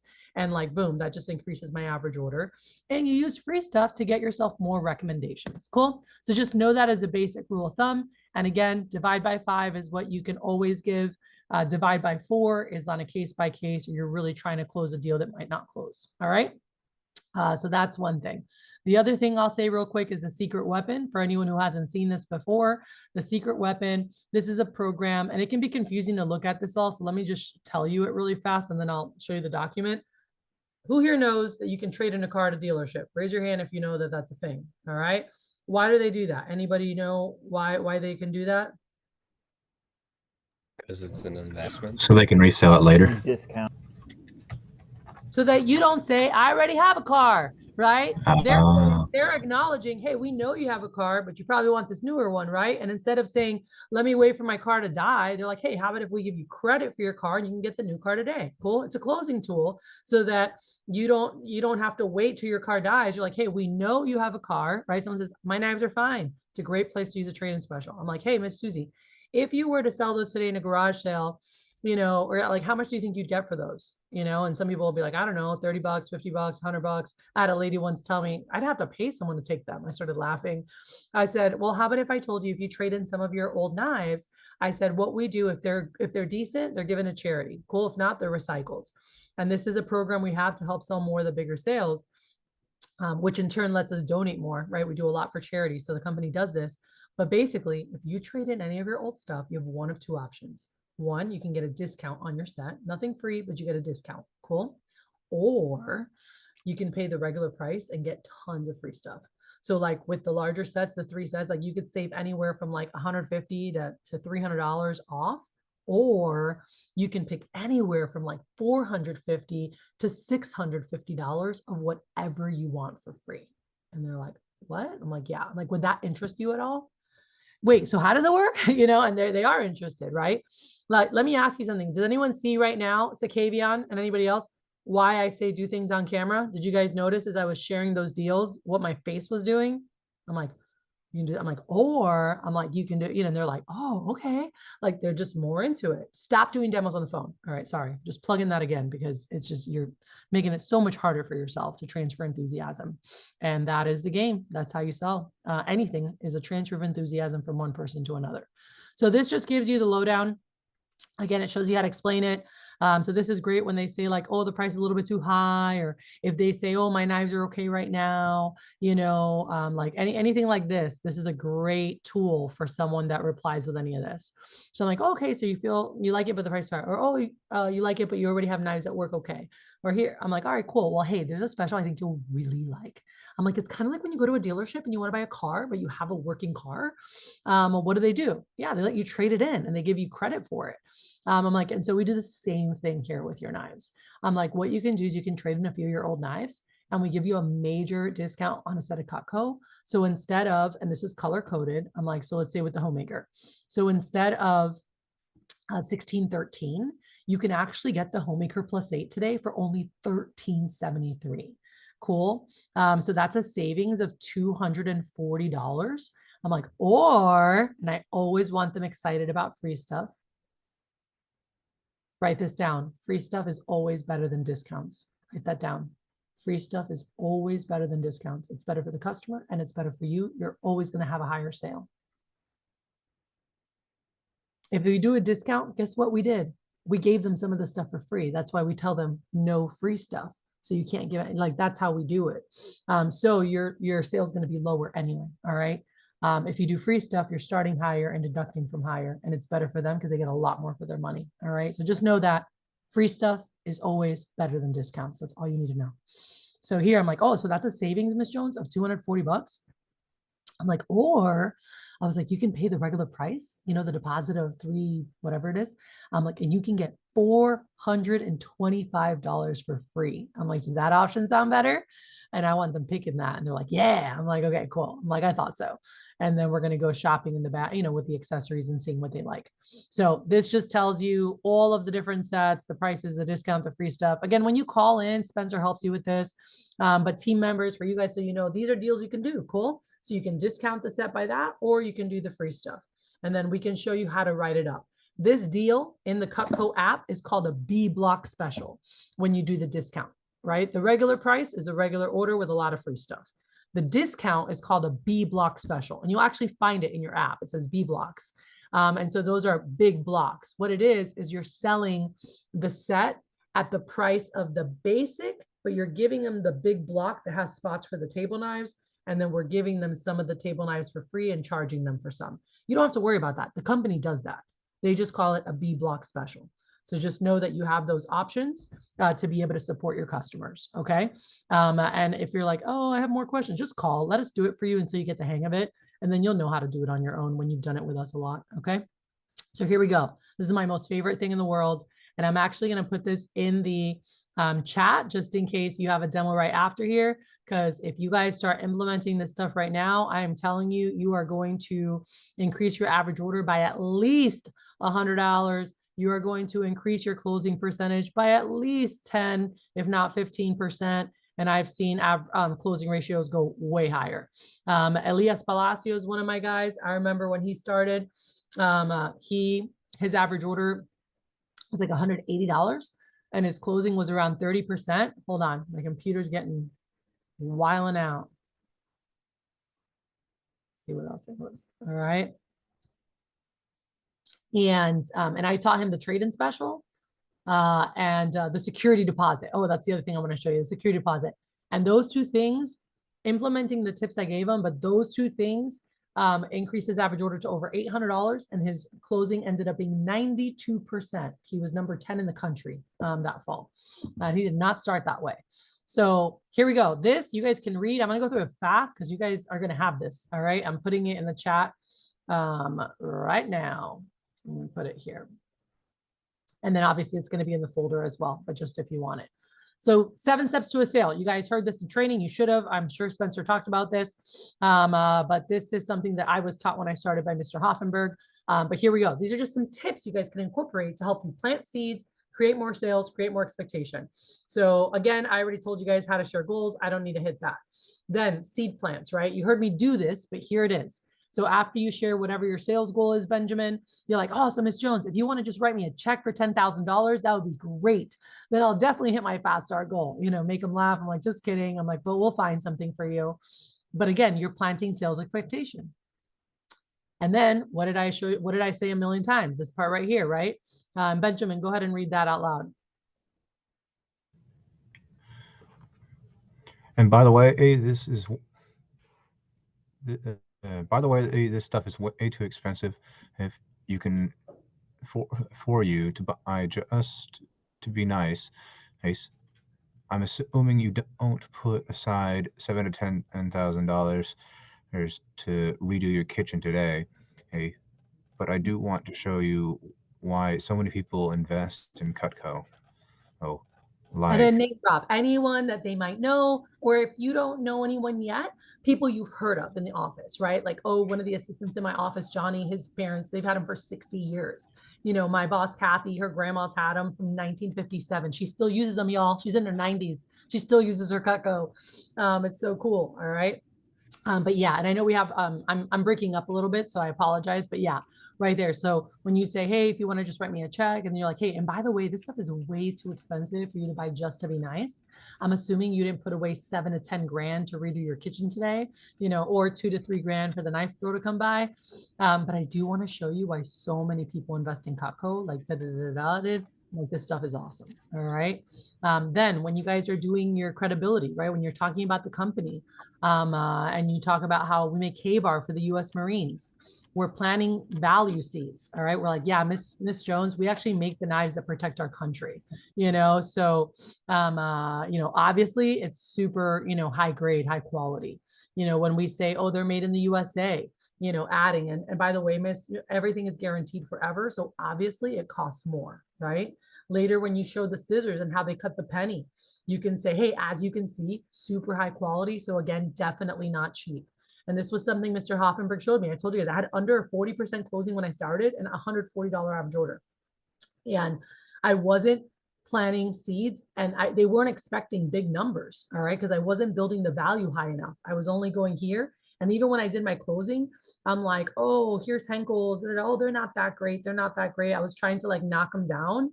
And what I learned later, Mr. Hoffenberg was like, Cathy, the higher you build up Cutco, when you compare them, the higher you build up, or sorry, the higher you build up the competitors, when you compare them, the higher you build up Cutco. If you only build the competitors to here and you're like, oh, Cutco's better. But if you build the competitors, you're top in stores, top in this, top in that, here's how we compare, boom, we're better. You're building it up. I was like, oh, I didn't get that, you know? So anyway, understanding that psychology really makes a difference. Okay. So those are some seed plants when you're going through, you know, about the history, right? The second step that helps you plant seeds for sales and for expecting a big price. Mr. Hoffenberg said to me, Cathy, and Andy Janti, Your goal is that they hear it's not cheap, it's an investment, or the word expensive, or cost more because at least 10 times before you ever get to prices. I was like, really? Isn't that going to scare them? And they said, you're either going to scare them. I'd be like, maybe it could scare them, but you're actually letting them know why it costs what it does and it makes sense, or they think it's going to be cheaper the whole time. And then when you go to close and you tell them the price, then they're going to be scared. Then they're not going to buy. So give them the sticker shock in the beginning. That's why we planned it. Hey, I'm assuming you didn't, put away a couple grand waiting for the knife girl to call, or, hey, I'm assuming this is for bigger orders when you want to set the stage for bigger orders. I'm assuming you didn't put aside 7 to 10 grand to redo your kitchen today. I'm like, but I do want to show you why so many people invest in Cutco like so-and-so did. All right. So, so then we go to about, the factory and stuff, right? That second slide. And so these are some things that you guys can add to help, again, plant the seeds of like, obviously costs more. It's not cheap. It's an investment, it's guaranteed forever. So obviously it's going to cost more so that they're expecting a bigger price. Everyone get this? It makes such a big difference when you do this. All right. Then we go to creating a problem. All right. This is already in your manual. And this is, again, why it's so important that you guys are reading your manual, because it's there. When you read about like, the wood handles, the plastic handles, the tang, all that, if you're reading your manual, it says sets with plastic handles, or sets with wood are gross, they absorb, sets with, this, sets with serrated edge. Like you want to say sets with. Why? We want them thinking about sets. If you're not using the word sets, you're probably not going to sell sets. You're going to sell a lot of pieces. So make sure you're not skipping that. Artie Bartholomew, one of my guys, he would talk to the customers. He great rep, had about a 400, I don't know, almost $500 average order, nothing crazy, but just right on the averages. But he always sold pieces, which is crazy to have such a high average order. Because if you sell a lot of pieces, typically your average order is a lot lower. Okay. And so anyway, I was like, Artie, do your demo for me. I really want to see. I don't know why you don't sell sets.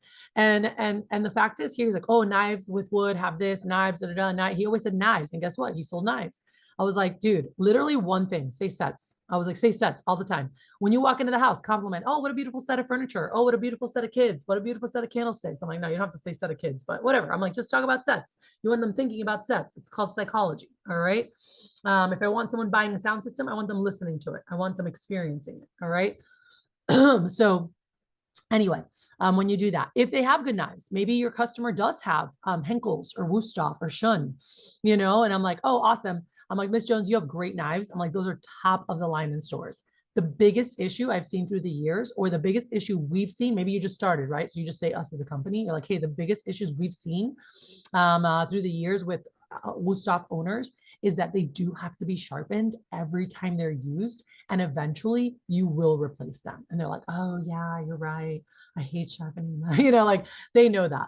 All right. And so I'm like, but let me show you why Cutco has solved all these problems. Let me show you why Cutco is so good. And now we go into step 4.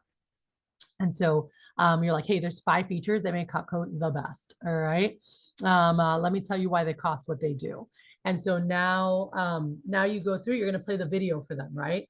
So this is something a lot of people don't do. I probably should type out the words here for you guys, but you should be paying attention to your presentation and writing down. You want to recap the video. Be like, so Miss Jones, I'm like, isn't that, I'm like, so as you saw, there's 5 features that make it the best. First was the handle, and it costs more, but it's worth it because it fits every hand perfect, and the next feature was the steel. We use that high carbon stainless, and it costs more to have that, but it's worth it because you have the best of both worlds. Stays sharp, stays clean, And the next feature is an ergonomic handle. Like it costs more to have that, but it's great because it fits lefties, righties, big, small hands. And so as you recap the video, you're saying the feature costs more, but it's worth it because, and the benefit of that feature. Everyone got that? It's a phenomenal thing to do. And guess what? You just said it costs more 5 more times, but it feels natural. We're like, oh, and then, this costs more, but it's great because it stays sharp and it stays clean, right? And lastly, you have the double D edge. And like, did you see how it has the 3 recessed edges? It cuts forward, back, and down. So like, this is by the way, Nettie's going to go to the factory this week and she's going to see there's a machine that has diamonds on it that carves the knives to have the double D edge. It's crazy. And it costs a lot of money to do that.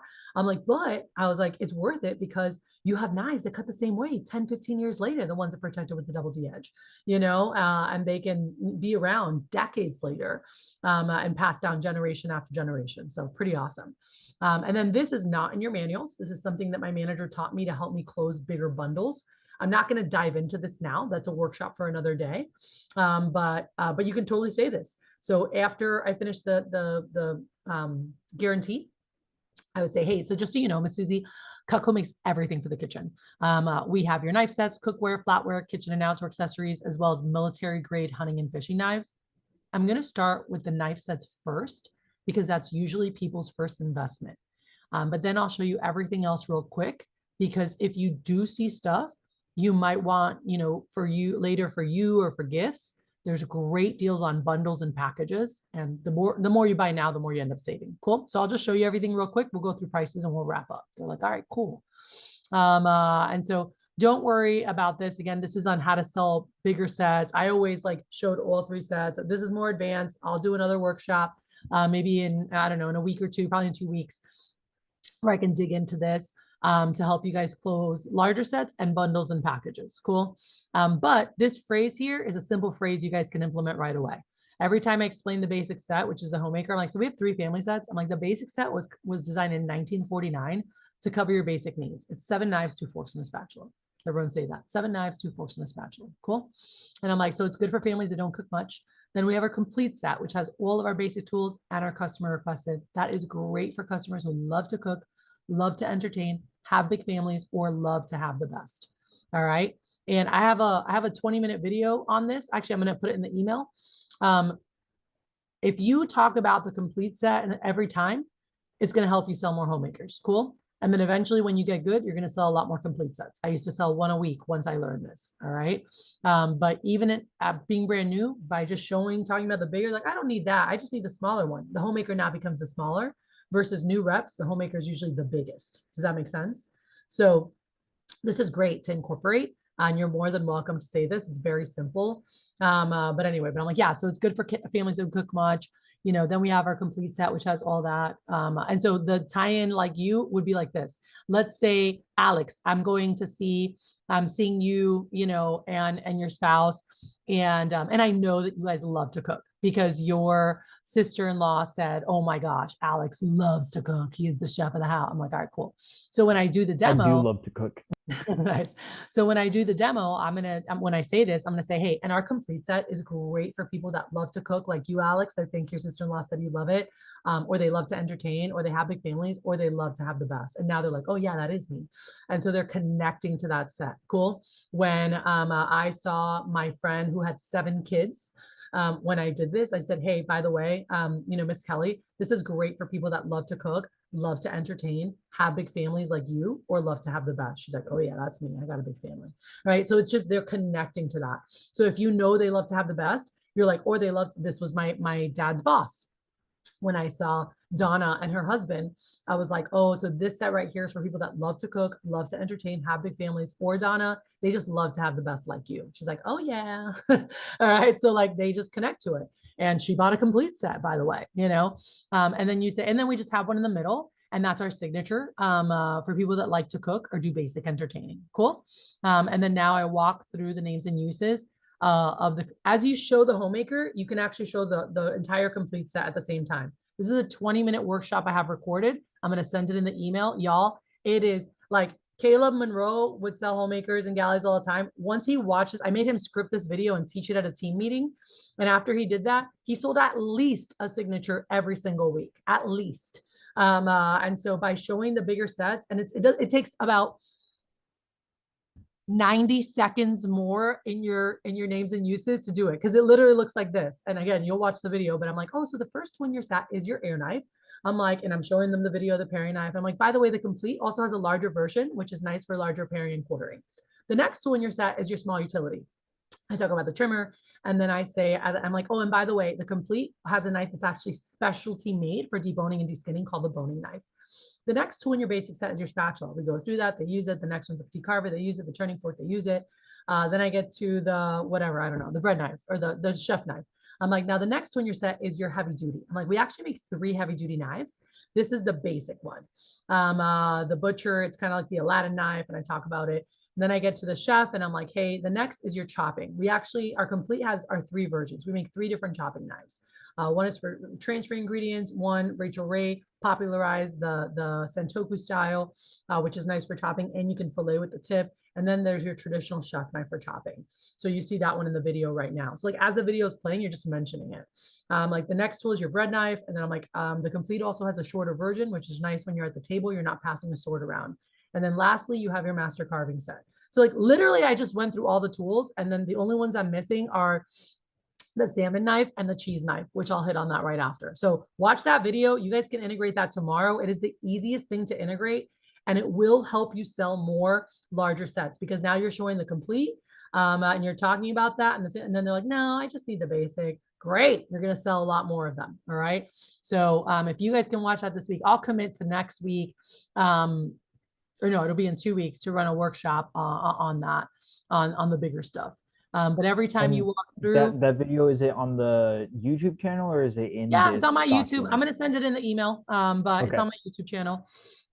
So the next tool in your basic set is and then that's the phrase every time you transition. So the first tool in your basic set is this, da, da, da. Hey, the complete also has this. The next tool in your basic set is this, da, da, da. Like that's what you're saying. What are they hearing? Tool, right? Because you have 2 different tools for different jobs.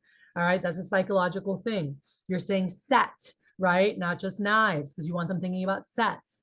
And then my manager taught me to say, do you ever cut? And so instead of you just telling them this is used for this and this and this, if you want to sell sets, they need to go, yeah, I use that. Yeah, I use that. Yeah, I use that. They need to connect with the tool. So if you can say, hey, Benjamin, the first tool in your set is your air knife, your paring. I'm like, do you guys ever cut anything in the air, or like peel like pit avocados, or peel potatoes, or top off strawberries, or cut bananas for cereal? Or no, yeah, we do that. I'm like, this is great for that. My aunt also loves it for like plantains, taking the top off and skinning it, or peeling potatoes. My mom eats apples like she's Huck Finn, and they're like, oh yeah. And then we go to the next tool, because they need to connect. If they don't think they're going to use a knife, they're not going to buy the set. Everyone got that? So the next one, your set's your small utility. And I'm talking about the tomato. I'm like, have you ever cut a tomato with a dull knife? And they're like, oh yeah. I'm like, yeah, it like squishes it, goes around. Like you see in the video there, it just like goes right through. And again, if you're in person, you can be like, use it. And they're like, oh my gosh. I'm like, I know. The best is to show them on a grape or a tomato. It is amazing, because a grape has a similar consistency. They're blown away, by the way. Absolutely blown away. So do you ever cut this? Do you ever cut that? What's our goal? We want to get a what? I'm giving you the cheat right here. You want to get a yes. You want them to say yes, right? So, and I'm like, oh, do you guys ever cut this or this? Or it's like, oh yeah, we do that. I'm like, awesome. I'm like, this is also great for X, Y, and Z. But now they know, oh yeah, I'm going to use that. Oh yeah, I'm going to use that. I'm going to use that, right? So our goal is to get a yes every time.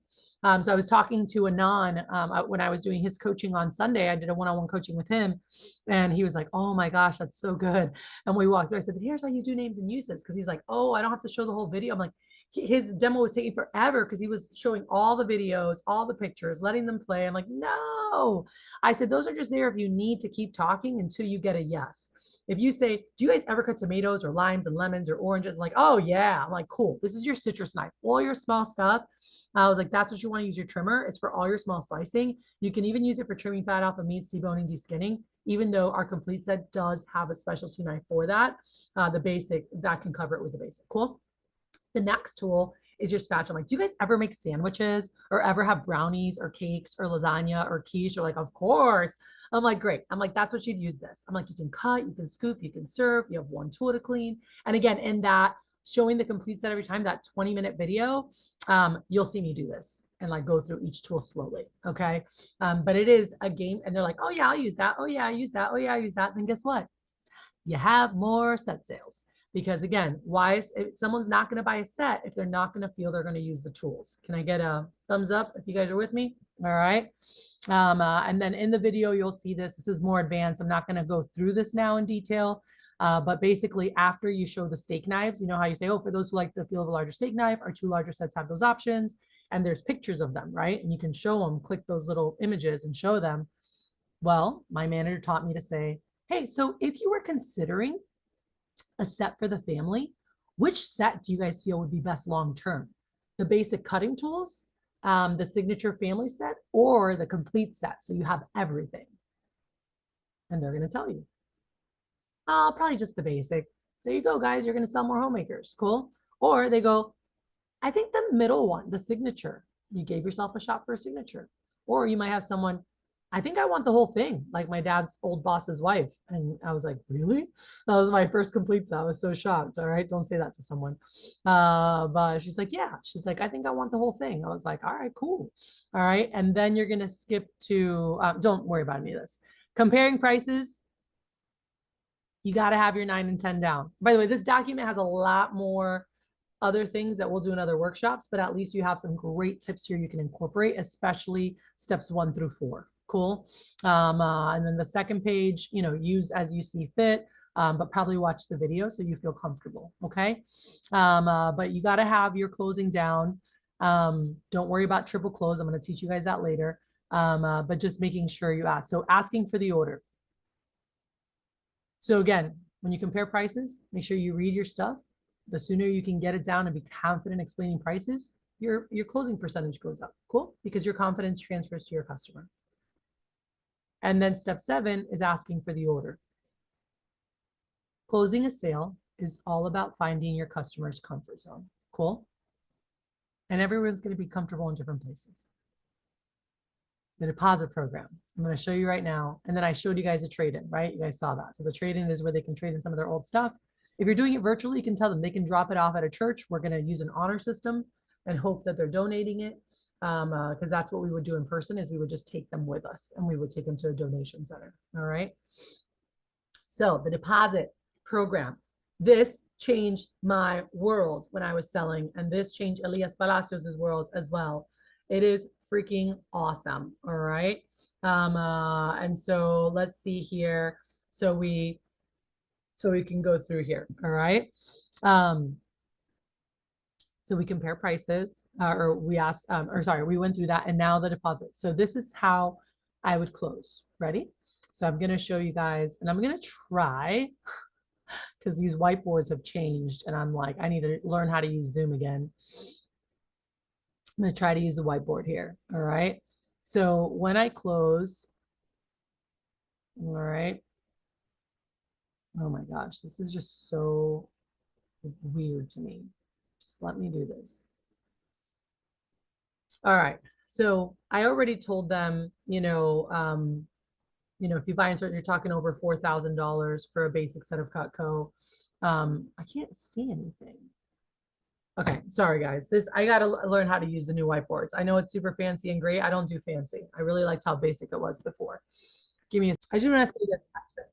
The closing has 3 parts, okay? There's 3 parts to the close. And when I'm doing a skills check or I'm doing a coaching session with you, I'm going to grade you on the 3 parts separately, because some people are like, oh, I'm doing my closing perfect. And I'm like, actually, like this part is where you ruined it. Like I can tell. And if you want to write it down, these are the 3 parts to the close. 1 is the comparison. All right, that's the first part. Part 2 is the price presentation, when you actually tell them how much Cutco is. All right. And then number 3 is actually asking for the order. Okay. So I've seen people do an incredible job, comparing, oh, here's Wusthof, here's how we compare, going through that part. And then when they present the price, either that gets butchered by so many people. It's horrible, because they talk too fast, or they don't have customers write stuff down. There's a bunch of numbers and people are confused. A confused mind doesn't buy. Okay. So that's not going to work. So you've got to go slowly. So I'm going to show you exactly what your closing should look like. And I'm going to incorporate the deposit program into it so you can see it. Okay. And so you guys can all watch me do it. This is the last thing we're going to do today. I might run a couple minutes over if you guys are okay with that, but I do want to just do the closing for you really quick. All right. So once I go through the summary, then I go into my closing. So step 1 is the comparison, which basically is slide 9. All right. Is that, and then slide 10 has the 2 other parts, which is the price comparison and then the asking for the order. So Miss Sandra, Mr. John, when it comes to high quality cutlery, it's like anything else. There's a wide variety of quality and prices. Cutco is top rated, so we only compare to the highest quality brands. Have you guys heard of Wusthof or Schoen before? The ones you see on your screen right now? some say yes, some say no. Like, all right, cool. I'm like, well, I'm like, these are, I'm like, if you go to Williams Sonoma or Macy's or anything like that, you'll see them there. I'm like, these are high quality sets made overseas, and they are two of the top selling brands in stores. Cool. Each of these brands you're going to see in stores too, they actually have different sets, like different types of sets, which actually range in price, kind of like BMW, how they have like 3, 5, 7 series and they're all different prices. Same deal. All right. And so the one you're looking at, that's the 7 series fully loaded. So obviously it's not cheap. All right. It's definitely worth it. Now there are some major differences between these brands in Cutco. So Wusthof has mostly straight edges. So they do have to be sharpened all the time, which is a hassle, all right? They're not recommended for the dishwasher, and the warranty is actually on manufacturing defects only. In comparison, Cutco has the wedge lock handle that fits like everyone's hand perfect. It has the double D edge, right? That cuts forward, back, and down. And so it stays sharp longer. And by the way, double D stands for double durable. And then we have our 4-part forever guarantee, including the free sharpening. So you always have a sharp knife and you can pass it down generation after generation. Now, Cutco owners, like my grandma, like Miss Susie from church, like my friend Naomi's mom, who's had them 60 years, like they will all tell you that they are like 10 times better than any knives they've ever used. But just considering the guarantee and unique features, most people would agree that Cutco is at least twice as good as Wusthof. And when something is twice as good, offers twice the quality and value, and lasts forever, you would expect it to be at least twice the price. And even if we just use that sale price that you see there of the $23.25, at twice the price, you would be looking at $4,600 for a set of Cutco. Cool. And so it would be like buying a really nice refrigerator, or a really nice sofa set, or a really nice dining table, or even some golf clubs, right? And so let me pause. That is a huge thing my manager taught me. He's like, Cathy, connect it. Because I used to be scared as shit to say this number. I'd be like, oh, don't worry, it's not. He's like, don't ruin it yet. Like there is a psychological process that is happening here, and you want them to swallow hard, but then you want them to connect with things they spent money on that, okay? And I will tell you guys right now, oh, my purse is out there. Today, when I was running around, I had my Gucci bag. You guys want to know how much that was? And that was 20 years ago when I bought it. I don't know what that costs now. That bag was over $3,000. My wallet was over $800, okay? And so if anyone has anything designer, they spend a lot of money. All right. If I'm at someone's house and I see Louis Vuitton, I'm 100% using that in my closing. When I say 4,600, I'm like, it'd be like buying like a really nice, Louis Vuitton bag with matching shoes. And they're like, oh yeah, because people spend the money. Everyone with me? If I'm with someone who's a golfer, do you guys know what golf clubs cost? A great set of golf clubs, people can spend $3,000 to $5,000. Who knows that? Raise your hand if you know that. Like a good driver, you can spend $600 on. It's crazy. All right. And so look up top golf clubs. And like, there's a lot of people that love to golf here. Right. Now I didn't have higher income people when I started. So I didn't talk about golf clubs and Louis Vuitton and stuff when I was brand new. But when I got leads to people and I was at their house, or I was at my friend that I played volleyball with's house, and she had Louis Vuitton bag on her counter, you better believe I brought that up when we said this, okay? So right when I say, hey, you're talking over, $4,000, for a set of Cutco, the drop there is, so it would be like buying a really nice, craft. So for me, I had middle-class customers starting. So what did I talk about? Craftsman or Snap-on tools, a great refrigerator, a sofa set, or a really nice home appliance. So I'm like, yeah. So I'm like, so you're looking at 4,600 for a set of Cutco. So it would be like buying like a really nice set of like Snap-ons or Craftsman tools, right? Like a nice wall unit, or a really great home appliance, like a really top end fridge, or a really nice, sofa set. And they're like, oh yeah, because that's what they cost, guys. And so it registers like, oh yeah, we spent money on that, right? And then I'm like, okay. So I just have this here so they can look at it, right? And now I go to step 2, which is presenting the price. So Miss Susie, so our Homemaker Plus 8 is actually our most popular set, and it's perfect for families that cook 2 to 4 times a week. It has the 10 basic tools I explained earlier, the 8 table knives, the wood block, the cutting board, and it has a sharpener for the couple straight edges so you can touch those up. The great thing is that it actually, I'm like, and could you do me a favor? I'm so sorry. I'm going to pretend I'm virtual. In person, I just do it all. But could you grab a pen and paper? Because I'm going to go ahead and give you, different numbers and the prices. That way you have it. And I want to make sure they have something to write with. I'm like, yeah, go ahead and write down that 4,600 number on there. If I didn't already, like if I forgot. All right, well, in fact is, the great thing is that it doesn't cost 4,600. So you can go ahead and cross that out on your paper. And if you can do me a favor, right underneath that, you can go ahead and put down 3,015. Go ahead and write that down. Let me know when you're ready. Ready? Okay, cool. And so that's the Wusthof price. It's actually not even as much as that price. Our homemaker plus 8 is actually only 1613. So it's about almost half of what you're going to spend in a store for top end knives. And ours are guaranteed forever. Pretty cool. So that does include the shipping. And you could pay for it all at one time, Miss Susie, but like I said earlier, I'm assuming you didn't put away a couple grand waiting for the knife girl. So what most of my customers do is they take advantage of our deposit program. And so what the deposit program is, it's 100% refundable. All right. 100%, if you want to write down 100% refundable, I'm sorry, my marker was weird. 100% refundable deposit, all right, for any set that you want to try. And the deposit that you're going to put down, if you want to write this, will be 20%, cool, of whichever set you're looking at. So it's 100% refundable deposit, 20%. And what this does is it gives you 3 weeks, all right, to just try it out and see how you like it. All right. So if you can write that down, 3 weeks to try it. Cool.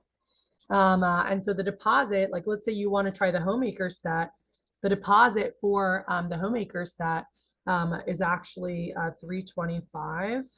All right. Plus your local sales tax. But this right here is what the deposit would be. And it's 100% refundable. All right.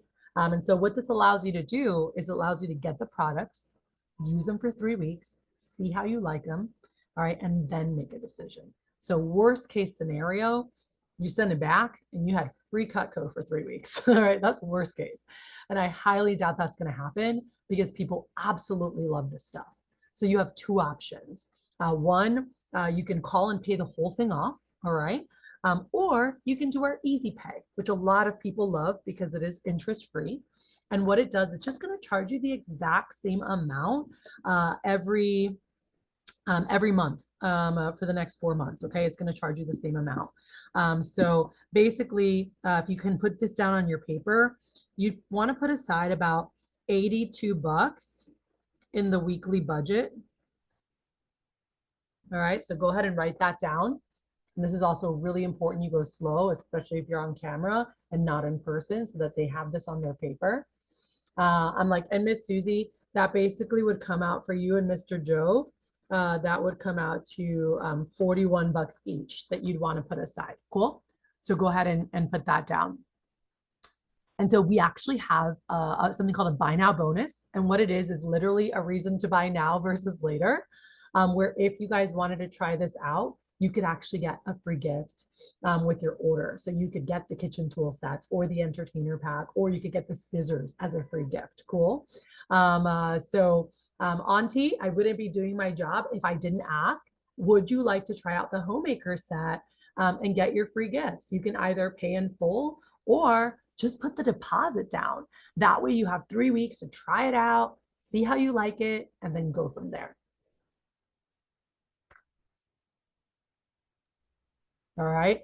And that is the deposit close. And I'm going to show you guys. I know that we're at time right now. Give me 5 more minutes. All right. And we're done. Why do you guys think you sell more doing the deposit close than the regular close that you have? Go ahead, Braden. Oh, Benjamin, go ahead. It's a smaller number. They see the numbers in person. They see a deal when you're crossing off numbers. They're like, oh, like, Oh yeah, the cross-off psychology is huge. I'm glad you noticed that. Okay. But the deposit is that there's no pressure. There's no pressure yet. I don't have to make a commitment yet. I'm only putting down 100% refundable deposit. Does everyone get that? All right. And so for customer psychology, that feels a lot more comfortable. Human beings are horrible with commitment. Okay. So when you caught them out of the blue, you're showing them a product that's an investment, y'all. Cutco's not cheap, it's an investment. And they weren't planning on buying today. This can feel a lot more comfortable to go, you know what? Let me put down 100% refundable, try it out for 3 weeks, and go from there. I like that. Let's do that. Let's do the deposit. Boom. This will help you close more often and higher when you do this because they're more comfortable. And closing is all about finding your customer's comfort zone. All right. So this is money, money, money in the bag. I promise you, if you guys utilize that, you're gonna have some really great results with that. All right. And by the way, that is in the drive that you guys are going to receive in the closing. This is the deposit close. You literally have the verbiage here. And so all you're doing in your page 10 is you're going to replace the 5-month interest free by saying a lot of people like to use our deposit program, or a lot of it like it's 100% refundable security deposit. And I'm like, so Miss Susie, this allows you to put down 100% refundable security deposit to just try out the products and see how you like them. Cool. The deposit is for 20% and it gives you 3 weeks to just try them out and see what you think. Worst case, you send anything back and you get 100% of your money back. You had free Cutco for 3 weeks. Cool. But that rarely happens. Like, you're going to love this stuff. So you have 2 options. You can either call and pay the whole thing off, or you can keep the easy pay, which is interest free, and it charges you the same amount each month, right? And I give the visual. I'm like, so that would break down to $82 in the weekly budget. I'm like, go ahead and jot that down, which is $41 each. I'm like, can you go ahead and write that? I'm like, and that's the amount you basically would want to put aside, in the budget. Then you explain the buy now, and then you say, Miss Susie, I wouldn't be doing my job if I didn't ask you, would you like to try out the Homemaker set today and get your free gifts? You could pay in full or just put the deposit. That way you can get the products, get a feel for them, and then decide. They're like, yeah, let's do that. And I'm telling you guys, if you do that, like, I've talked about a lot of stuff today. It's like trying to drink water out of a fire hose. I don't expect you to implement every single thing right away. All right. And so review, what are the 1 or 2 things you can do to help you impact your goals? What are the 1 or 2 things that you can do to help you elevate your recs, immediately? What are the things that could help you build value, right? Integrate those tips to plant seeds and build value so you can sell more. And if there's one thing I'm going to implement immediately, it would be this, all right? The deposit program, because psychologically, it is so much more comfortable for a customer to know that they don't have to make a decision yet. Cool. They can put 100% refundable. They can get the products. They can try them out, and then they can go from there. Cool. So it makes a big difference. So if you guys implement that, you're going to see sales go through the roof.